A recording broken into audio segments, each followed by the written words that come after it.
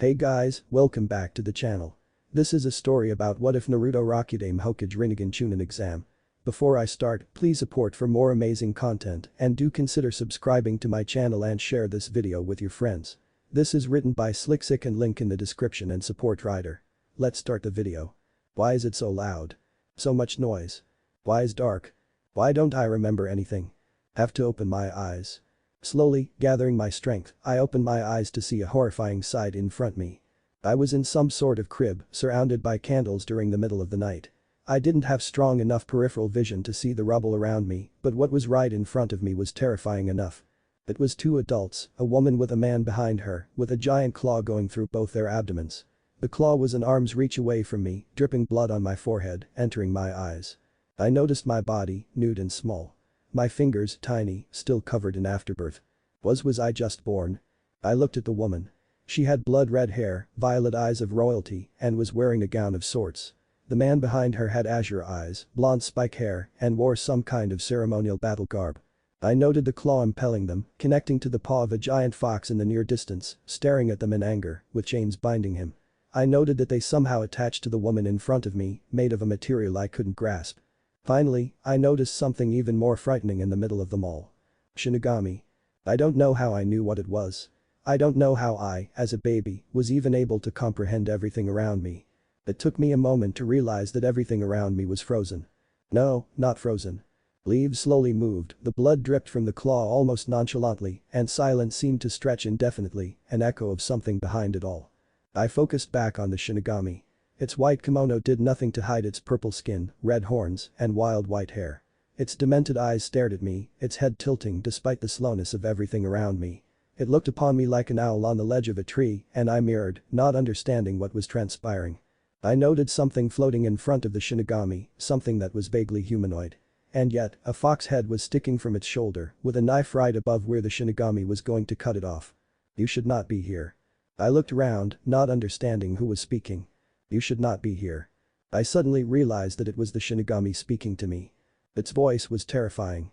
It felt like the wind caressing your skin in the death of night, the cold shivering you to the bone, with the promise of terror on the very edge of your senses. Why shouldn't I be here? I tried to speak, but I could only think and hope that it reached the spirit. Your trauma was not cleansed completely, your body and spirit have moved on, but your mind remains. That is not how it is supposed to be. That's Japanese for soul. But how do I know that? A sharp pain struck my head. I cringed as images flashed before my eyes, showing me things I couldn't recognize but somehow understood. Your trauma should have been cleansed in the cycle of reincarnation. Perhaps the blood of the Kyuubi did something to you, it matters not. The soul of Minato Namikaze has been offered, and it shall be claimed. Minato. The name finally clicked, and everything dropped into place. Cycle of reincarnation. Kyuubi Minato Namikaze. This is the world of Naruto. I don't know how I knew all of this. It was as if I was reciting something from a book, or in this case, a manga. The words felt empty, even hollow. But I knew about this world. I knew what would transpire in years to come. I knew what tonight, October 10th, was. I knew who I was. I knew who I was supposed to be. That makes that woman in front of me Kushina Uzumaki, which makes me Naruto. How do I know this? As if answering my call, my mind flashed more images for me to see. As they progressed, knowledge entered my mind. I suddenly remembered everything about the manga and all information peripheral to it. There were gaps to be sure, but the majority of still made sense to me. Especially what was about to transpire. Minato is about to seal all of the Kyuubi's yin chakra within himself, leaving me with the yang, which negatively impacted Naruto's training and made dealing with Kurama almost impossible. It took the resurrection of his father during the Fourth Shinobi War for Naruto to become complete and use his powers as a Jinchuriki in its entirety. I watched as the Shinigami slowly arched his hand back, knife ready to cleave. I turned to see that the toad summoned to hold the seal spell key has already left, if the smoke was any indication. I stared at my hand, as tiny as it was, noticing that I could grab the claw in front of me. No, this will not be. I managed to retain this much. I know what will come. I shall not live that life. Naruto Namikaze Uzumaki shall not be disadvantaged. This is my story to write, not his to live. Kushina stared down at her newborn child, her love strong despite the sensation of life leaving her, almost overpowering her consciousness. Minato just dismissed his summon and told her that they didn't have much time before he finished sealing her in Naruto's seal. Don't be a picky eater, eat a lot and grow well, make sure to bathe every day and stay warm, and don't stay up late, get plenty of sleep plus make friends, you don't need tons, okay, just a few that you can really trust. And your ma was bad at this, but study hard and learn your ninjutsu. She kept talking, teaching and imparting as much as she could on her newborn as possible. It all slipped her mind in the last moments, her weakness was just too much, not recalling what she just said in the end. Eventually, Minato took over. Naruto, my words to you as your father is fit to your loquacious mother, I guess. He sensed the Shinigami preparing to cut his soul. The nine tails continued to thrash behind him, not wanting to be sealed once more. Peace was descending on both of them, their eyes slowly drifting to close themselves and move on. That was until he saw his son open his eyes and grab the nine tails claw with his hand. The shock of this quickly awoke the two new parents, as did the sound of the Shinigami pausing. A glow seemed to come from the child, one that stretched from him, through the claw, passing through them both, all the way to the nine tails behind them. Minato turned his head, looking at the specter behind him. If this is what you truly desire, the exchange can be made. Minato asked Kushina. I don't understand. I sealed part of the Kyuubi already. Who is making the exchange? The bargain is struck and finalized. I wait to see what you plan to do with this in the future. Minato felt the glow pull back, dragging the remaining half of the Kyuubi into his son. But before he could calm himself, he felt the other half within him get dragged in as well. Before he got a chance to complain, he felt something else leave him and enter his wife, as well as something exiting her and entering him. Neither parent got a chance to ask what transpired when the 8-trigram seal formed on his son and the Shinigami finished his slash. Hiruzen and the ninja behind him quickly jumped into the clearing where the Kyuubi once stood. He didn't know what happened in the moments before the fox was sealed, but the shock he noticed on his successor's face indicated that something went wrong. As he looked around, one of his Anbu called him, "Sarutobi-sama, you have to see this." Hiruzen approached the now dead couple laying on the ground. He quickly noted that each of them, Minato, Kushina and Naruto, had a seal on their stomachs. Quickly taking charge, he commanded his troops. "Everyone, gather the dead and look for survivors. Someone send a report to see which family heads are still alive and which were replaced. Call them in for an emergency meeting immediately. As of this moment, everything that has transpired here is an S-rank secret, is that understood?" "Yes sir," shouted the Anbu around him. One stood forward. "What should we tell the meeting is about?" Hiruzen walked past them, lifting Naruto and covering him up, "Damage assessment, damage control, and me taking back my title." "You mean?" Hiruzen started walking away. "As of this moment, I am resuming my role as the third Hokage. Now move out." It was still a sower. "I honestly thought that since it was me and not Naruto that it would be something else. That, and it was believed that it was Naruto's abused life that led to such grim mental state. I quickly noted that I was a flying orb of light since I couldn't feel my feet being wet due to the water below me. I then quickly realized that I didn't know what I was supposed to look like. It was all very disconcerting. I had knowledge of things I wasn't supposed to know. I saw images of a life I had before and yet I felt no attachment to in any way. I saw people who were once my friends, my family, my children, my wife, and yet I felt nothing. I don't even know how I am supposed to look like. In the place of where I would most likely be in my memories was just an empty void or white space. All questions for later. I slowly floated along the path in front of me. Eventually, I heard the sound of something getting up and observing its environment. Oh my head, what hit me? Not what I expected to hear from the mighty Kyuubi. I floated toward the bars at the end of the tunnel. I noted the tag with the kanji of seal written on it, quickly recalling that the actual lock was behind it and the key was on the belly of a frog summon. I floated through the bars, my small form allowing me to do so, until I reached the Bijk. He was big. No, he really was. The manga didn't do him justice. Maybe it was because I managed to get both halves in me before the Shinigami finished, but still. Otherwise, he was what I expected.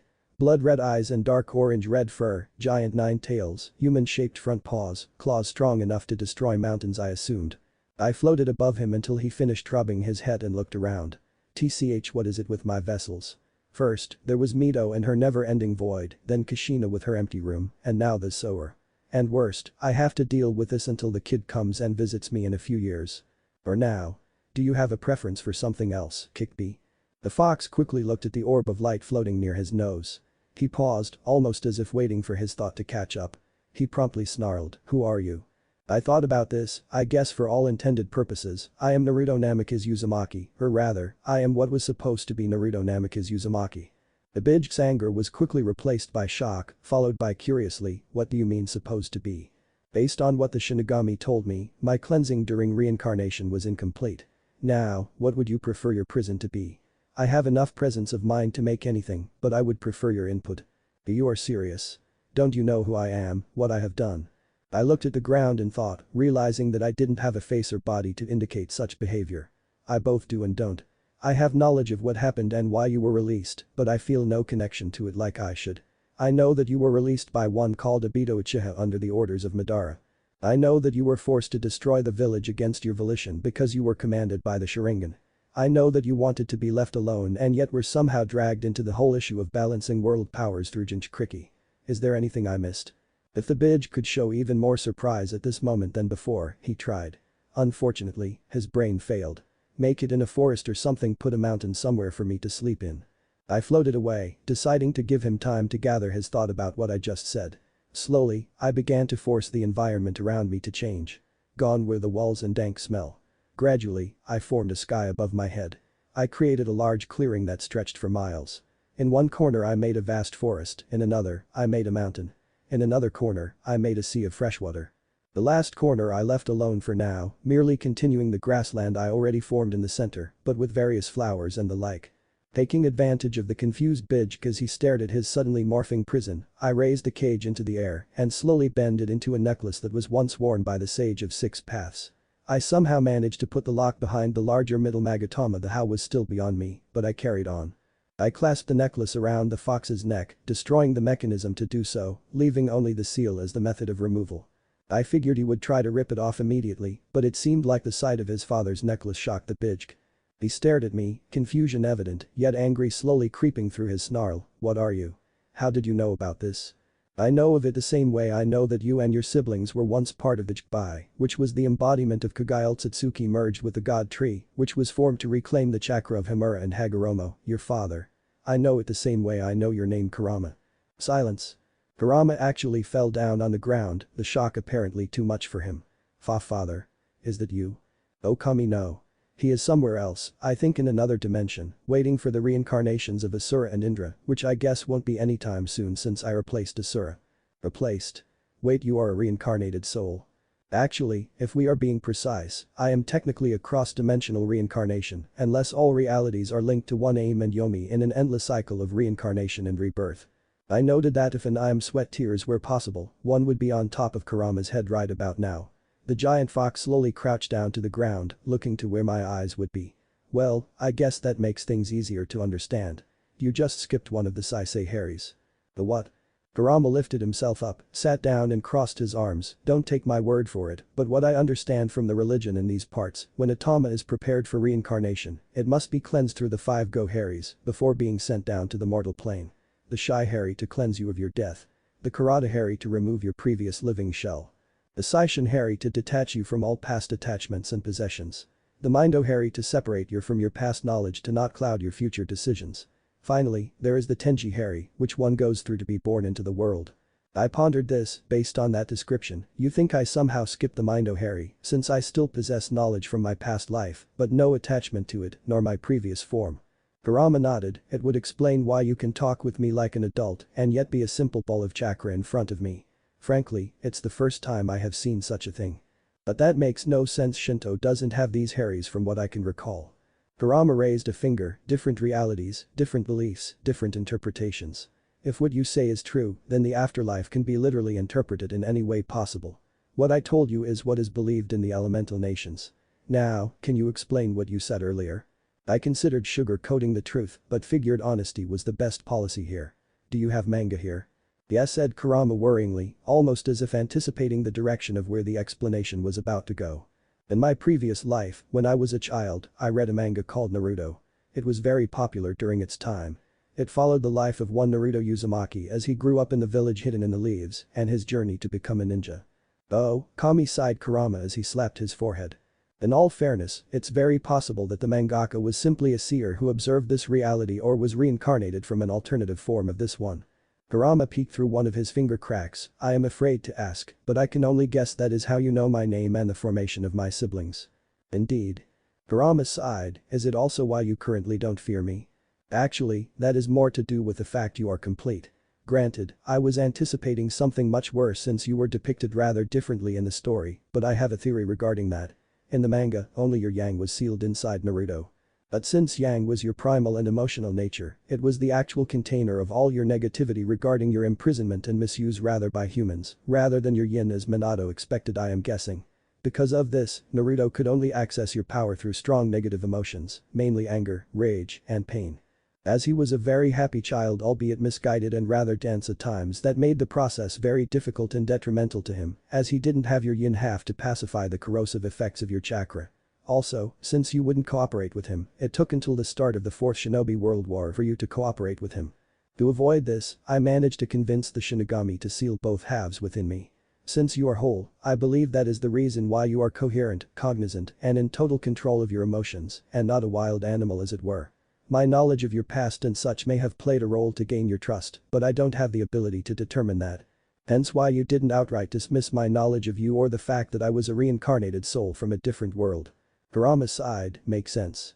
I know myself better than most, so I can kind of guess how I would react in such a situation. I am a stubborn bastard on the best of days and hold grudges for centuries. What did you seal in your, Naruto's parents? Each other's souls. Kurama raised a brow, why? I have my reasons. Does it have something to do with what happens later on? Yes. Kurama tapped his foot, I can only assume that you're going to actively change certain events in the near future. I pondered this. Under normal circumstances, I would avoid this, since causing significant changes in the timeline would make my knowledge of the future worthless. However, since I already took in your yin half from my father boy, that feels weird to say I have already altered things. No, I plan to make significant changes to make my life and the life of others easier. Others? I am going to live in this world till my passing. Just because I am not the Naruto Uzumaki that was supposed to be in this world, it doesn't mean that I can't live my life as a Naruto Uzumaki. Kurama nodded his head, fair enough, better get used being called Naruto then. Anything specific you want to change? I recalled all my knowledge of the franchise, thinking about all the things that happened early on in Naruto's life. In about 3 years and 3 months, the Hokage affair will happen, which will cause lasting damage to the clan that will take over a decade to heal. I don't care that it may end the war between Kumagakure and Konohagakure peacefully. I am doing this because it will affect my environment for the better if the clan is better off. Being a little critical and detached there, aren't you? I may have a working understanding of the future, but I have no attachment to those it pertains, since I lack the capability to currently do so. Sure, maybe I'll get to know them and form connections later on, but for now, I am considering my immediate future, not the villages. Kurama nodded in understanding. The spirit in front of him was purely a mind aspect, no spirit or body to cloud its logical thought process. What else? The Uchiha clan downfall comes to mind. This caught Kurama's attention as he was never a fan of the clan. Downfall. The better term is a massacre, but it was referred to as an incident instead by the civilian council. It all started after you were forced to attack the village. Konohagakure's leadership began to suspect that the Uchiha were behind the attack due to the Sharingan's ability to control you, so they were all placed under close surveillance in one section of the village. This mistrust and isolation from the rest of the village created feelings of ill will amongst the Uchiha and ultimately rekindled the hatred harbored towards the Senju-influenced government. As such, the Uchiha led by Fugaku Uchiha began planning a coup d'etat to overthrow the Konoha leadership. So Indra's curse of hatred still lives on to this day. To be fair, Madara only recently passed on and is indirectly responsible for the massacre. How? What does it take to kill the guy? Shouted Kurama. If his math was right, Madara lived for well about a century. According to the manga, he was very prepared. After his death during his fight against Hashirama, a scheduled Izanagi activated sometime afterward, changing reality to bring him back to life in exchange for his right eye's vision.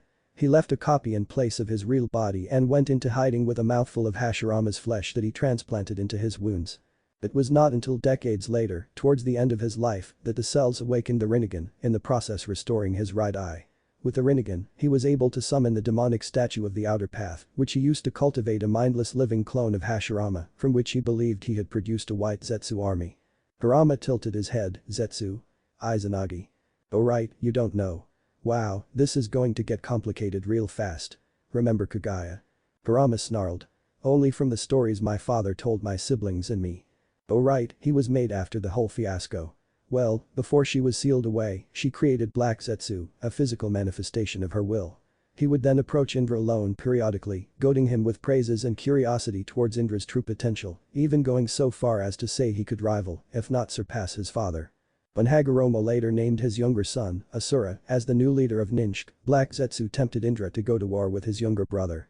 He then decided that Indra's descendants, the Uchiha, would be the main cast of the shinobi history it was creating, and also modified Hagoromo's tablet to claim that among other things, the infinite Tsukiyomi would be the Uchiha's salvation. Over the centuries, it manipulated the two brothers' reincarnations in an attempt to get one to awaken the rinnegan, and also recorded many events for Kagaya, including Madara Uchiha and Hashirama Senju's last fight at the Valley of the End. Oh, my Kami-kai. It gets worse.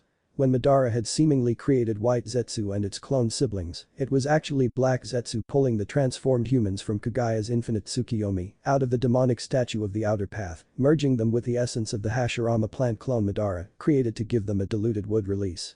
When Madara was on the verge of death, he believed he had created Black Zetsu by imbuing his will into half of White Zetsu, and that the complete Zetsu was partially his clone. Zetsu later accompanied Obito Uchiha to Omegakure to locate Nagato and Uzumaki survivor who had unknowingly been given Madara's rinnegan as a child and watched as Obito introduced himself as Madara Uchiha. Kurama tilted his head, Obito. I nodded or moved up and down in the air in response, Obito Uchiha, the most un-Uchiha member since ever. It relates all back to Madara. Over the years before and after getting the rinnegan, Madara had perfected his plan for peace in what he called the Eye of the Moon plan. The plan consisted of projecting the infinite Tsukiyomi on the moon in order to trap the entire world in a dream, thus saving mankind from destroying itself, but also at the price of robbing free will from the whole world. Whether or not he came up with it initially or was whispered it by Black is beyond the point. As his years waned, Madara knew he couldn't complete his plans in the time he had left. So he transplanted his rinnegan into a young Nagato without the boys knowing, intending Nagato to someday use the eyes to restore Madara to life. If Nagato was to do this, however, Madara believed he would need an agent to act on his behalf and guide Nagato towards this ultimate goal. Madara waited, connecting himself to demonic statue to keep himself alive until someone could be found. He spent this time keeping a close eye on Konoha to find a suitable pawn to take his place. During the Third Shinobi World War, Madara found a severely injured Obito Uchiha. He used Hashirama's cells to replace Obito's damaged extremities and placed a forbidden individual curse tag in Obito's heart as a fail-safe in case Obito ever turned against him. Until then, Madara began working towards corrupting Obito. He did this by having Kurigakure kidnap the girl Obito loved, Rin Nohara, and seal the Sanbi into her. He then manipulated events so that Rin would die at the hand of Obito's friend, Kakashi Haddock, while Obito watched. Driven to despair by this sight, Obito offered his services to Madara. He then divulged to Obito the history of the Sage of the Six Paths and the Jibai, the details of his Eye of the Moon plan, and various techniques that Obito would need moving forward. As a final act, he left behind Black Zetsu who he believed at this point to be a manifestation of his will to provide additional guidance to Obito in pursuit of this goal. With that, Madara disconnected from the demonic statue and, with his dying breath, entrusted Obito with his name. Kurama's eyes bulged, wait. Yes, Obito was both the one who controlled you and killed off most of the Uchiha during the massacre, all in Madara's name. Kurama rubbed his eyes, anything else I should know regarding what basically comes to the entirety of the Uchiha history being puppets on strings? Good analogy. Well, there's also two White Zetsu of interest, one fused to Obito called Tobi and the other fused with Black, but that's neither here nor there. Let me get back to the massacre. Kurama rubbed his temple, waving his hand in a wave motion to go on. In preparation for the coup, the Uchiha started inserting its member within Konoha's command structure to act as spies. Itachi Uchiha was placed in the Anbu, the direct arm of the Hokage. However, Itachi did not agree with the Uchiha's plans, believing the coup would only escalate into another shinobi world war. I could have told you that. The boy was always near Mikoto who was friends with Kushina, so I know he didn't have it in him. He was a pacifist at his core. This got my attention, you knew what was happening outside of your seal. It was tricky at times, but yes. I can only assume you will give me greater access to the outside world. Among other things. Now, back to Itachi. Due to his beliefs, he turned double agent, providing Konoha with information on the Uchiha's plans. Hiruzen, who did not agree with the treatment of the Uchiha following your attack on the village, tried to find a peaceful resolution with the clan. Ansem Shimura, however, did not believe negotiations would solve anything and felt eliminating all the Uchiha would cause the least bloodshed. Oh, for Kami's sake, he got involved too. Wasn't trying to manipulate Kushina in the Anbu not enough? Wait, Kushina Uzumaki was in Anbu? Since when? This actually got Kurama curious, was she not in the manga? Odd. She wasn't in it for long since Dansum kept trying to get his claws into her to put her in route, but Hiruzen and then Minato got him to back off. She still left Anbu and began using her Fukinjutsu skills to benefit the village. Anything I need to know about Dansum? It will come up. Now, where was I? Oh right. The Uchiha noticed Itachi's strange behavior and tasked Shisui Uchiha with keeping an eye on him. Shisui, a close friend of Itachi, shared his opposition to the coup. When peace talks started to break down due to Obito's interference, Shisui attempted to use his Mangekyou Sharingan's Kodomatsukami to force the Uchiha's leaders to change their minds. Danzm felt this was a waste of Kodomatsukami's rare usage and took Shisui's right eye for himself before Shisui had a chance to use it. Having failed and fearful that Danzm would take his other eye, Shisui entrusted his left eye to Itachi before committing suicide, in turn activating Itachi's Mangekyou Sharingan. After finding his body, the Uchiha believed Shisui had, in fact, been murdered by Itachi and the suicide was staged and, as such, no longer trusted him. Again, whether or not this was due to Obito's manipulations is beyond my knowledge. You keep mentioning a lot of abilities of the Sharingan I never heard of, kid. Give me some context. First, I am not a kid, I was a grandfather before I died. Anyway, different Uchihas had different specific focuses to their Mangekyou Sharingan, usually relating as to what activated them. But there are two abilities that could be activated by any Uchiha, even in its basic form at the cost of one eye. Izanami traps the victim in an infinite loop, disregarding the target's 5 senses, specifically designed as a reprimand for those who would abuse Izanagi. Izanagi allows the user to warp reality for a short time, changing reality into illusion and illusion into reality, thus escaping death and rewriting destiny. Kurama whistled, damn, Izanagi seems like the more dangerous one of the Kenjutsu. So did Danzm, which is why he had Orochimaru transplant an arm with several Sharingan implanted in it, along with Hashirama's cells he had in storage to activate them in time of need. Thankfully, he only gets the arm sometime after Orochimaru becomes a missing nin, but before he gets Shisui's eye, so there's a grace period there. Kurama's jaw dropped, his left arm cast. I am really missing a lot here if he is somehow working with Orochimaru. He also put in Shino's eye. What did you call the ability?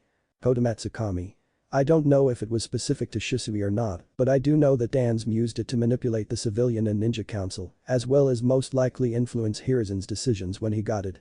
The technique allows the user to enter the mind of any individual within their field of view and manipulate them by giving them false experiences, making it seem as if they were doing things of their own free will. Thankfully, Shisui didn't have it in him to abuse it, and his devotion to the village was greater than to the clan.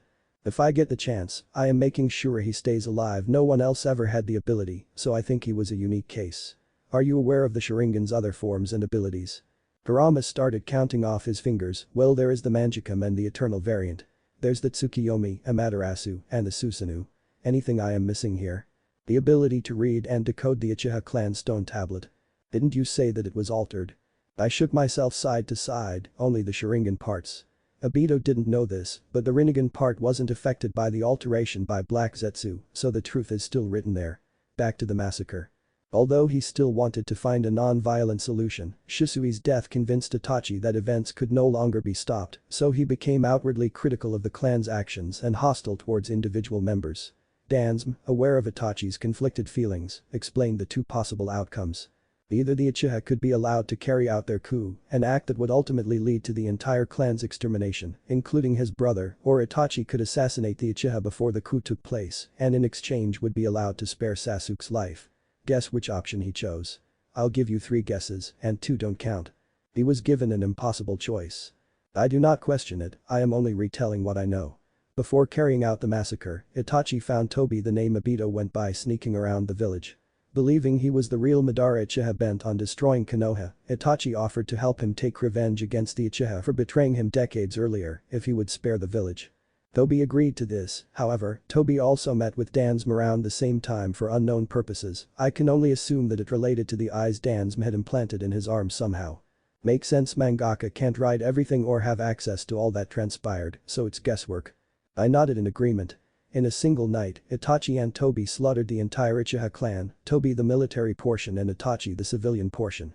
Itachi expected Fugaku to be the greatest enemy and entered his home with great caution, but to his complete surprise, both his parents were willing to accept death rather than fight their son. Both respected his decision to side with the village over the clan and asked only that he look after Sasuke. He tearfully killed them just before Sasuke returned home from the academy. Although he knew his actions were necessary, Itachi could not forgive himself for killing his own family and believed he had to be punished. Sasuke, a child at the time and thus ignorant of the Uchiha's conspiracies, was the only person qualified to pass judgment on Itachi he felt he deserved. As such, Itachi attacked Sasuke when he entered the house, desperate to make Sasuke believe he had killed their clan without provocation and for selfish pursuits of power. He used Tsukiyomi to torment Sasuke with images of the clan's murder and claimed Sasuke was too weak to even bother killing. Itachi encouraged Sasuke to embrace hatred and vengeance in order to get stronger and to come after and kill him to avenge their family. Unfortunately, since at this point the real Madara has passed on, Sasuke became Indra's reincarnation. Neither Obito nor Black Zetsu were aware of this. The mental trauma pushed the curse of hatred on the boy too soon. Kurama could guess where this was going. How bad was it? Let's put it this way, he became Orochimaru's willing disciple, absorbed him at some point, killed Danzm, interrupted a cage meeting, you know what, he basically changed sides 5 times before getting involved in the 4th Shinobi World War in a span of 3 to 4 years. He was messed up, okay. Kurama breathed out, go on. Itachi reported the mission success to the 3rd Hokage. The 3rd, having been unaware of Itachi's assignment from Danzm, regretted to hear the news. With nothing to be done about it now, the 3rd promised to perpetuate the cover story that Itachi had acted alone and without cause, so that nobody would learn of the Uchiha's plans, and also so that Konoha would not be tarnished for its involvement. Most important to Itachi, the 3rd vowed to keep Sasuke safe from Danzm. The 3rd also ordered the dissolution of Danzm's root and his removal from the council as punishment for acting without his permission. The removal stuck, but Root just went further underground. Whether or not Hiruzen was aware of this was never really specified. Itachi then left the village, joining the Akatsuki to reinforce his image as a criminal. In actuality, he monitored Akatsuki from the inside, reporting directly to Jiraiya, keeping Konoha informed of its actions and preventing the organization from moving against the village. Itachi also threatened to reveal all of Konoha's confidential information to foreign forces should Danzm bring harm to Sasuke. He maintained the charade to his death by Sasuke, although his sickness would have killed him anyway. Unfortunately, since Obito managed to twist the truth of what happened on the day of the massacre when he was telling it to Sasuke. Yeah, he brainwashed Sasuke some more, I get it. But damn, if there was a more honorable and loyal shinobi in history, one doesn't come to mind. I intend to make sure that it doesn't come to that. The problem here is carrying out the changes. How so? For one thing, I don't know when it happens. I know it occurred after Naruto started the academy, but before he graduated. That's a rather big window. I mean, I can maybe remove 2 years since Sasuke was an emo for a while at that point, but that still gives me a range from 6 to 10 years old. In all fairness, I want to say 10 since at that point Itachi would be 15, more than old enough. Kurama nodded in understanding, so the execution is the problem here. Indeed. I only suspect Obito's involvement in instigating the coup, like I suspect that Danzm somehow constantly reminded the village of Naruto's, or I guess, my role in your attack upon the village. I mean seriously, hatred just doesn't last that long without rekindling the embers unless you are an Uchiha. Wouldn't be outside of the realm of possibility. Be an easy way to break you down and force you into root. Thought the same thing. In any case, I have to do it without raising Obito's suspension, nor get caught by Danzm doing it. I have something in mind, but it's a stretch at best. We will strategize later and plan something. Anything else you need to do? Nothing comes to mind. Speaking of which, how are you so easily able to recall all of this? This gave me pause.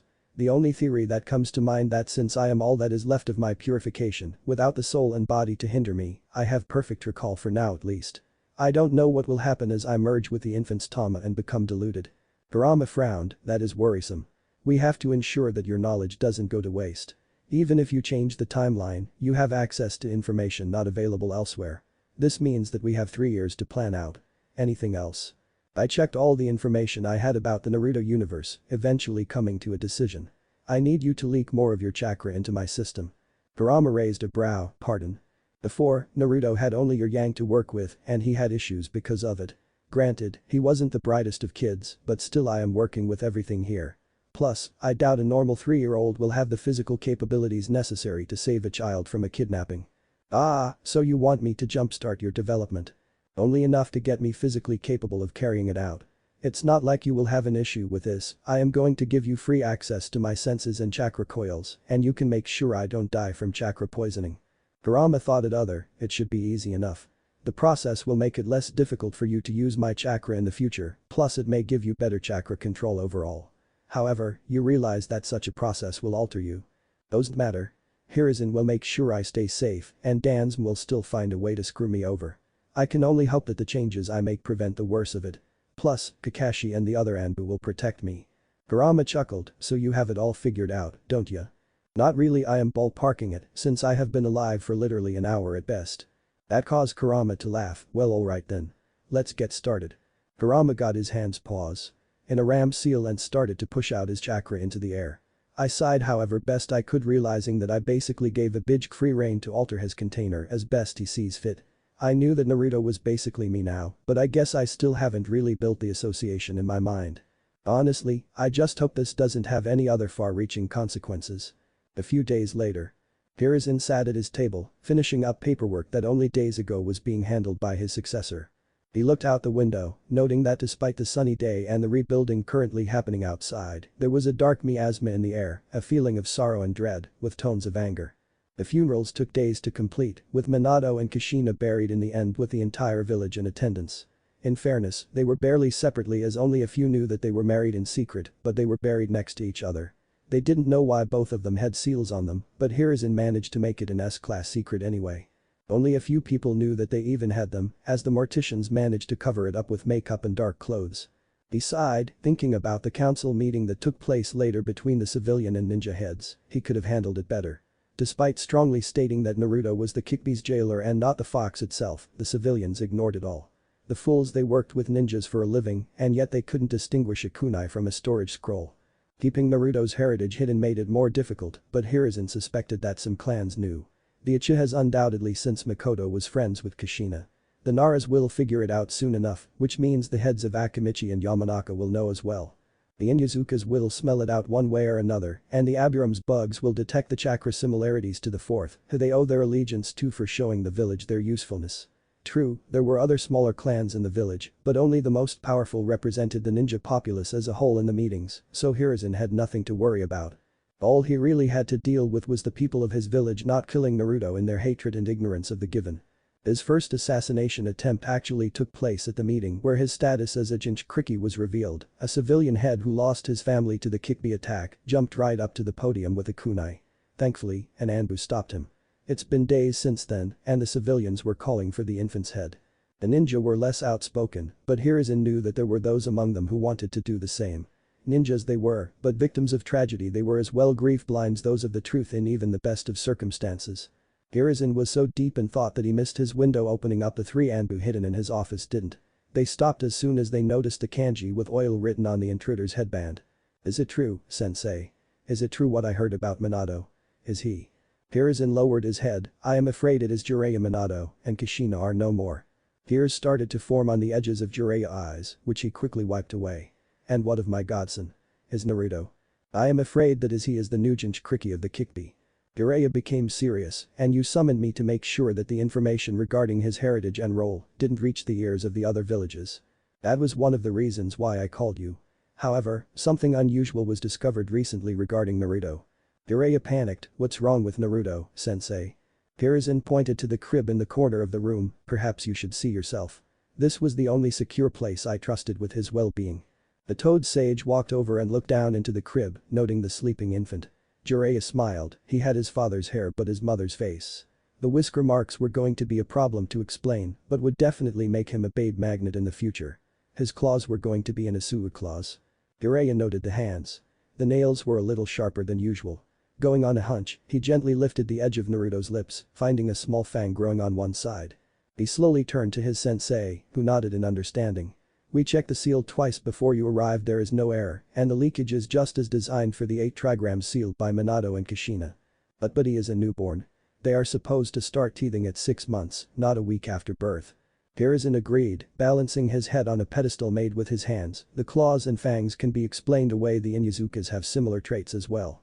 Unfortunately, we can't risk that with Naruto, especially since I was forced to implement the law regarding his identity as a Jinchuriki. That law is going to cause more trouble than it's worth. It is the only way I could keep him safe without disclosing his identity as Minato's son. Jiraiya sighed in understanding as he lifted Naruto's shirt and started analyzing the seal. After a few minutes, he put the shirt down. I am sorry to say this, sensei, but the seal is flawless. There are no errors, no deviations, no alterations, nothing. The Kyuubi is securely sealed within Naruto. And yet, the fox seems to be influencing the boy's physical development, something I have never seen before or heard in any other Jinchuriki. Jiraiya crossed his arms. To be fair, I heard that the Gobi and Yonbi in Iwagakure were rather large individuals. Could that have anything to do with it? Hiruzen closed his eyes. Well, the body would need to compensate for larger chakra coils with a stronger body, but still. Consider this, pointed out Jiraiya. Kushina was sealed with the Kikbi when she was already a small child well past the age of development, like other Jinchuriki as well. Plus, her seal was different from Naruto's. Maybe the combination of both factors is causing this. I considered this in private while the clan heads were debating about who would take him in. Unfortunately, the medics and researchers I could trust couldn't discern anything. I can only assume that no clan is going to take the boy in due to the power imbalance it would cause. Yes. The Aburim were rather vocal in their displeasure regarding this, despite understanding the circumstances involved. Can you blame them? It was Minato who managed to convince the Anbu and the tracking nin in their Kikage usefulness besides poisons and silk, expediting their acceptance as a major clan of Konoha into the council. Hiruzen chuckled, don't remind me, the Inyazuka heads still give me crap regarding that, said something about interfering with their turf. Jiraiya smiled before becoming serious once more, so what exactly do you want me to do? I want you to find Tsunade and bring her back. She is the only one who I can possibly trust to analyze and tell us what's wrong with the child. Jiraiya whistled, that is one tall order. Hell, running interference with my spy network would probably be easier than dragging her back here. I know, but not even she is stubborn enough to ignore a child in need, especially Kushina's. Jiraiya looked back and the child twisting in his sleep, ignorant of the troubles that will soon follow him. I want to be involved in his life, sensei. Hiruzen sharply glared at his former student, you know I can't allow that. Everyone knows how close you were to Minato, they will start to suspect something. But I am the village's only seal master. Can you spin a story that I come around to make sure the seal works and isn't going to release the Kikbi? That will only reinforce the civilians' belief that he is the fox reincarnated. We may hope the best in people, but even I doubt such hatred will ever go away so easily. Noting his student depression, Hiruzen threw him a bone, that doesn't mean you can't be involved at all. You will just have to be careful about it. Jiraiya smiled, I guess that's already better than nothing. Any leads regarding the runaway Sannin? Hiruzen shifted through some paperwork, the last sighting of her occurred in Tenzaku quarters just a day ago. Jiraiya smiled, then we are in luck, a poker tournament starts there in 2 days' time, meaning that is she going to be there for a while, more than enough for me to get there before she has a chance to lose big. Jiraiya was just about to jump out the window for his task when he looked back, I am allowed room for negotiation.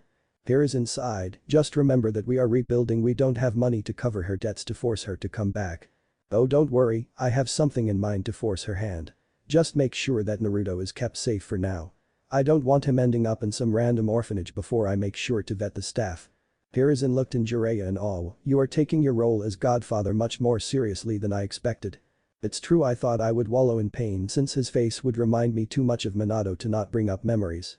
But if his changes persist, then it would be impossible to hide the village's ire from him. I mean, whiskers are one thing, but fangs and claws. What if he gets pointed ears and slitted eyes? No, that will fuel the civilians' assumptions too much for me to work just from the sidelines to prevent information regarding him leaking out or his possible assassination. I would rather suffer in silence now rather than over his grave in the near future. Assassinations. He is Minato's son, Iwagakure will want his head on a silver platter if they even suspect that he had a child who could possibly inherit his technique. Speaking of which. Hiruzen raised his hand, don't worry, I had all of Minato's and Kushina's things sealed away. Only I and Shikaku know where they are and it's all classified under an S-class secret. Does he know because he is the Chunin commander or because he knew where Minato's hidden home was? Yes. I also placed down seals to make sure no one accidentally finds it. For now, they will suspect it's hidden in their bank account or vault by my orders. My only fear is that Dansum already suspects my ruse. Jiraiya stared back in anger, anything I should be aware of. He did force Kushina to retire Formanbu due to his insistence on putting her into root and using her Jinchuriki powers. But do not fear, I will make sure he doesn't get his hands on Naruto. And no, he doesn't know about his changes as of yet, I only realized it since I am with him at all times and I made it an S-class secret among the Anbu who watch over me for now. Good, nodded Jiraiya, seeing that his sensei had everything covered, if all goes well, I will message you by the end of the month. Then I wish you luck, Jiraiya. Hiruzen turned back to the paperwork on his paperwork as his former pupil leaped out the window to track down the last known senju. Well, this is interesting. Kurama opened one eye curiously, what's wrong, Naruto? Should probably get used to that, it is my name even if I can't remember my previous one. It seems like you adapting my vessel has created unintentional changes in the timeline. Already? How? In the timeline I know, Tsunade was forced to come back to the village 12 years from now. I mean, if I remember my timeline correctly, she left the village with Shizune after Dan's death at the conclusion of the Second Shinobi World War, which was 10 years ago. So carrying back the 12 extra years means that currently, Shizune is 16 and Tsunade is 39. Any reason you're keeping track of her age? And why was she dragged back? Not really, just for fun. The reason she was dragged back to the village was so that she could become the Rokudaime Hokage after Hiruzen passed away. Harama critically stared at the ball of light he had gotten used to. You aren't telling me everything here. I turned around to face a meditating Kikbi in due time. In all honesty, it's Jiraiya's attitude that surprised me. The pervert surprised you? Yes. In the manga, he only truly got involved in Naruto's during the chunin exam in 12 years. But it was suspected that he protected him from the shadows with misinformation, sending him money and the occasional birthday gift. Not the best godfather from a child's point, but from a shinobi's point. Makes sense. He had his responsibility as a spy master, plus he had to make sure your real identity never got out. Besides, his association with your father would have raised too many questions. That point and counter-argument were raised.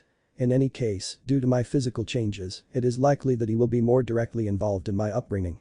I can already see certain benefits from this, but I'll wait and see where it goes from here. Oh, there is one thing to add to our to-do list that I remembered after perusing my memories. Anything we can do about it? No, just figured I should tell you. Dansum doesn't actually get the Sharingan implanted into his arm, he gets them from somewhere else. He only gets the Senju cells added. Who does he get them from then? It was discovered many years in the future when the original Naruto became Rokudaime Hokage. Wait, 7. Who the hell was 6? Dansum was the Rokudaime for a while, but it was never finalized. Instead, Kakashi Haddock took over after the 4th Shinobi World War. Harama pondered this, did he get over his grief and tardiness at that point? Kushina knew. Of course she did. Yes, Naruto managed to literally knock it out of him. He still read that orange book though. So did she, but that's neither here or there. This caught my ear, seriously. Is the book that good or was she just a closet pervert? First, there is no such thing as a closet pervert, there are people who express their sexual urges in unhealthy ways and those who regulate them in a healthy way. Kushina was of a later category. There are prudes of course like Minato, but let's just say that Kushina manages to crack his shell a little as it were. I pondered this, I can understand unhealthy ones like Abisu who suppresses it too much and Jiraiya who indulges it. But what do you consider a healthy way of getting rid of the urges? You know my guy. There is a reason he constantly shouts of youth and exercises so much, and it's not just because he isn't good at ninjutsu and the desire to be a taijutsu master, although it plays a role. How that actually makes sense. I mean, I just figured he was gay or something. He never got married in the manga, nor did he a clan of sorts, and he was always competing with Kakashi. Kurama actually laughed at that, oh don't worry, both are straight as arrows. It's just that Kakashi doesn't think he is worthy of love and Guy is saving himself for his one true love. Wait, does that mean? Kakashi told this to Kushina in secret, so don't spread it around. Honestly, I was just kept thinking that Rock Lee was his secret love child or something. Their physical resemblance was just too uncanny. Is this someone I should know about? Well, he is just a year old now, but he does become a Chunin in the future purely on taijutsu, and he mastered the 8 gates, or as many as he physically could, with the last one killing you and all. Definitely one to keep an eye on in the future then. But we were talking about something else. Oh right. Well, you see, at some point after leaving Konohagakure and becoming a missing nin, Orochimaru discovers this guy named Shin, who had a genetic anomaly that allowed for tissue and organ transplantation, with absolutely no chance of rejection. Eventually, due to both of their fixations with the Uchiha clan, he became the Snake Sannin's personal play toy. He had active Sharingan all over his body. Hell, he had 5 just on his head and 1 in the back of it. He only had 1 Manjikam Sharingan though, so we were lucky there. In any case, at some point, Orochimaru took one of his arms which already had a few Sharingan in it and transplanted into Dansum. Sometime after this, Shin left Orochimaru's side and took most of his clones with him. He didn't make his appearance until much later in the timeline in a failed plot to revive the Akatsuki so that the ensuing conflict would be a catalyst to further his beliefs. So Orochimaru worked for Dansum. Actually, I think that they are playing each other. I mean, Kabuto Orochimaru apprentice is literally playing as a spy for 3 sides at this moment, so he is a snake hidden among other larger snakes. It gets very confusing at times to know who is playing who. All I care at this moment is that Dansum uses Orochimaru and Orochimaru uses Dansum. Kurama pondered this. This Shin was currently not a threat if he was in hiding based on Naruto's knowledge, but this alliance between the Warhawk and Snake Sannin was worrisome. Does Hiruzen know? No. For one thing, Root is still active at this time, and Dansm carries out these deals in secret before and after the Uchiha massacre and Orochimaru's status change. Also, the information that they were even making deals was discovered much later by who or how escapes me. In any case, I don't think we should remove Dansm from the playing board yet. Why? Because despite his twisted morality and ambitions, Dansm is one thing above all. A nationalist. His love for Konoha is why he engages in his secret actions. Who knows how many hidden assassinations and plots he carried out that impacted the story behind everyone's back. No, until we have a clear assessment and understanding of the current political, social, and economic strings that Dansm is tugging and pulling, he gets to live. DCH, you're playing a dangerous game here, Naruto. You have 3 years to get ready before I begin to carry out your plans, during which you have to avoid suspicion by both Dansm and Hiruzen. That's not even accounting the possibility that Jiraiya and Tsunade are about to be a constant presence in your life. Kami knows what else you will recall regarding the future. Don't remind me, Kurama. Let's not forget that the body and spirit of my vessel are starting to influence me. Kurama was afraid of this happening. When he initially met him, Naruto had no emotion in his speech and was very analytical. But slowly, his speech started gaining intonations, and his once ball-like form was slowly gaining appendages. Very soon, he will take on a childlike body and worst-case scenario, a childlike mentality. Well, this cuts into our preparation time. How much do you have left before you finish categorizing your knowledge and storing it away? 2 or 3 more days. I finished filling away my past life and knowledge from that world. I need to add a few more safes and rooms to the main space before continuing, but all my Naruto knowledge is ready for storage. Just make sure I'll be able to access it if worse comes to worse and you forget yourself. Already done. I left several messages and instructions for myself if I don't believe you if we shall meet under such circumstances. Kurama smirked, so you planned it all out. Good, I was afraid that I was teaming up with a clueless little reborn soul. I want to say that I did, but it's more than likely that I forgot something important that I consider insignificant. It took Jiraiya shorter than expected to get to Tenzaku quarters and even quicker to locate Tsunade and her apprentice. All he had to do was find the most active hidden source of chakra, which in a tourist location was harder than anticipated. It took 5 bars before he finally found her sitting on a stool, drinking away her sorrows with sake. Instead of rushing in, Jiraiya did the impossible and sat down next to her with some level of decorum. Noting that her apprentice wasn't with her, he assumed that she was in a hotel room somewhere nearby, meaning that Tsunade is less likely to suddenly run off if this went south. Jiraiya sat in silence and waited while Tsunade finished drinking what seemed like her 4th flask of booze. He knew that she knew he was next to her, but this was too important to screw up, so he waited for her to make the first move. Must be something big if you actually manage to control yourself and not stare at my chest, Jiraiya. Finally given the opening, he turned to look at his former teammate. For someone a few months shy from her 40th, she still looked like someone in her 20s. Jiraiya couldn't help smirk at both her vanity and extreme level of chakra control. Only a senju would use chakra in such a way. Indeed, it's too important to screw up on an impromptu lewd joke. Tsunade smiled slightly, are you here to chastise me for not returning to Kushina's funeral? No, I am here to bring you back to look over her child. This caused Tsunade's eyes to bulge, child. Kushina was pregnant. She was. It was kept hidden since the boy would be 4th in line for her duty. 4th, what is Jiraiya talking about? She was only the 2nd Jinchuriki for the Kyuubi, so the child should be wait a second. Hatching the implication in the crowded bar with prying ears, Tsunade played along. Is that so? Tell me, did he inherit his mom's hair and eyes? Smiling knowing that the message has been received, Jiraiya played along, unfortunately no, and his name is Naruto, from Maelstrom, and not the fish cake like the ramen condiment. Instead, he inherited his father's blonde locks and eyes. It's too soon to say whose personality he inherited, but knowing who his parents are, the Uzumaki blood will win out. Tsunade did her best not to shatter the cup she held in her hand. Well, Kami damn it Kushina, you actually nabbed yourself a hokage. I'd laugh if it weren't in bad taste. So he is already the Jinchuriki, and his name is Naruto Uzumaki to keep his father's identity hidden. So what is wrong with the boy? Must be something pretty bad if you sought me out in such a rush. Jiraiya ordered a drink for himself, please sensei has always kept his eye on you to make sure you never disappeared. You are the last senju he was hoping that one day you manage to move on and continue the clan, but that seems to be less than likely at this point. Sipping on his sake, Jiraiya pushed on, no. Despite being born under less than stellar circumstance, Naruto seems very healthy top of his weight and height bracket. No, Hiruzen is just concerned about his wild appearance. He fears the worst, so he sought out the best. Besides, home is in less than pristine condition at the moment. He figured with all the sick and injured, now would be a good time to teach some medicine and for management. Tsunade breathed out. So he is healthy, but looks wild. What exactly is he afraid that the seal is weakening? No, he would call you for that.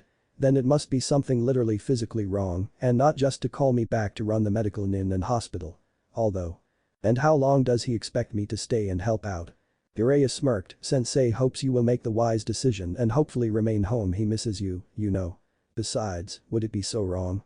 You would be safe, you would have work, and your apprentice can see Konoha again. She won't even have to join our line of work, she can just skip right to working alongside you as your assistant or something. Was that a threat, Jiraiya? Jiraiya finished his drink, not at all. But you have to admit, your debts must be piling up after all these years. I mean, how do you provide without dipping into your senju funds?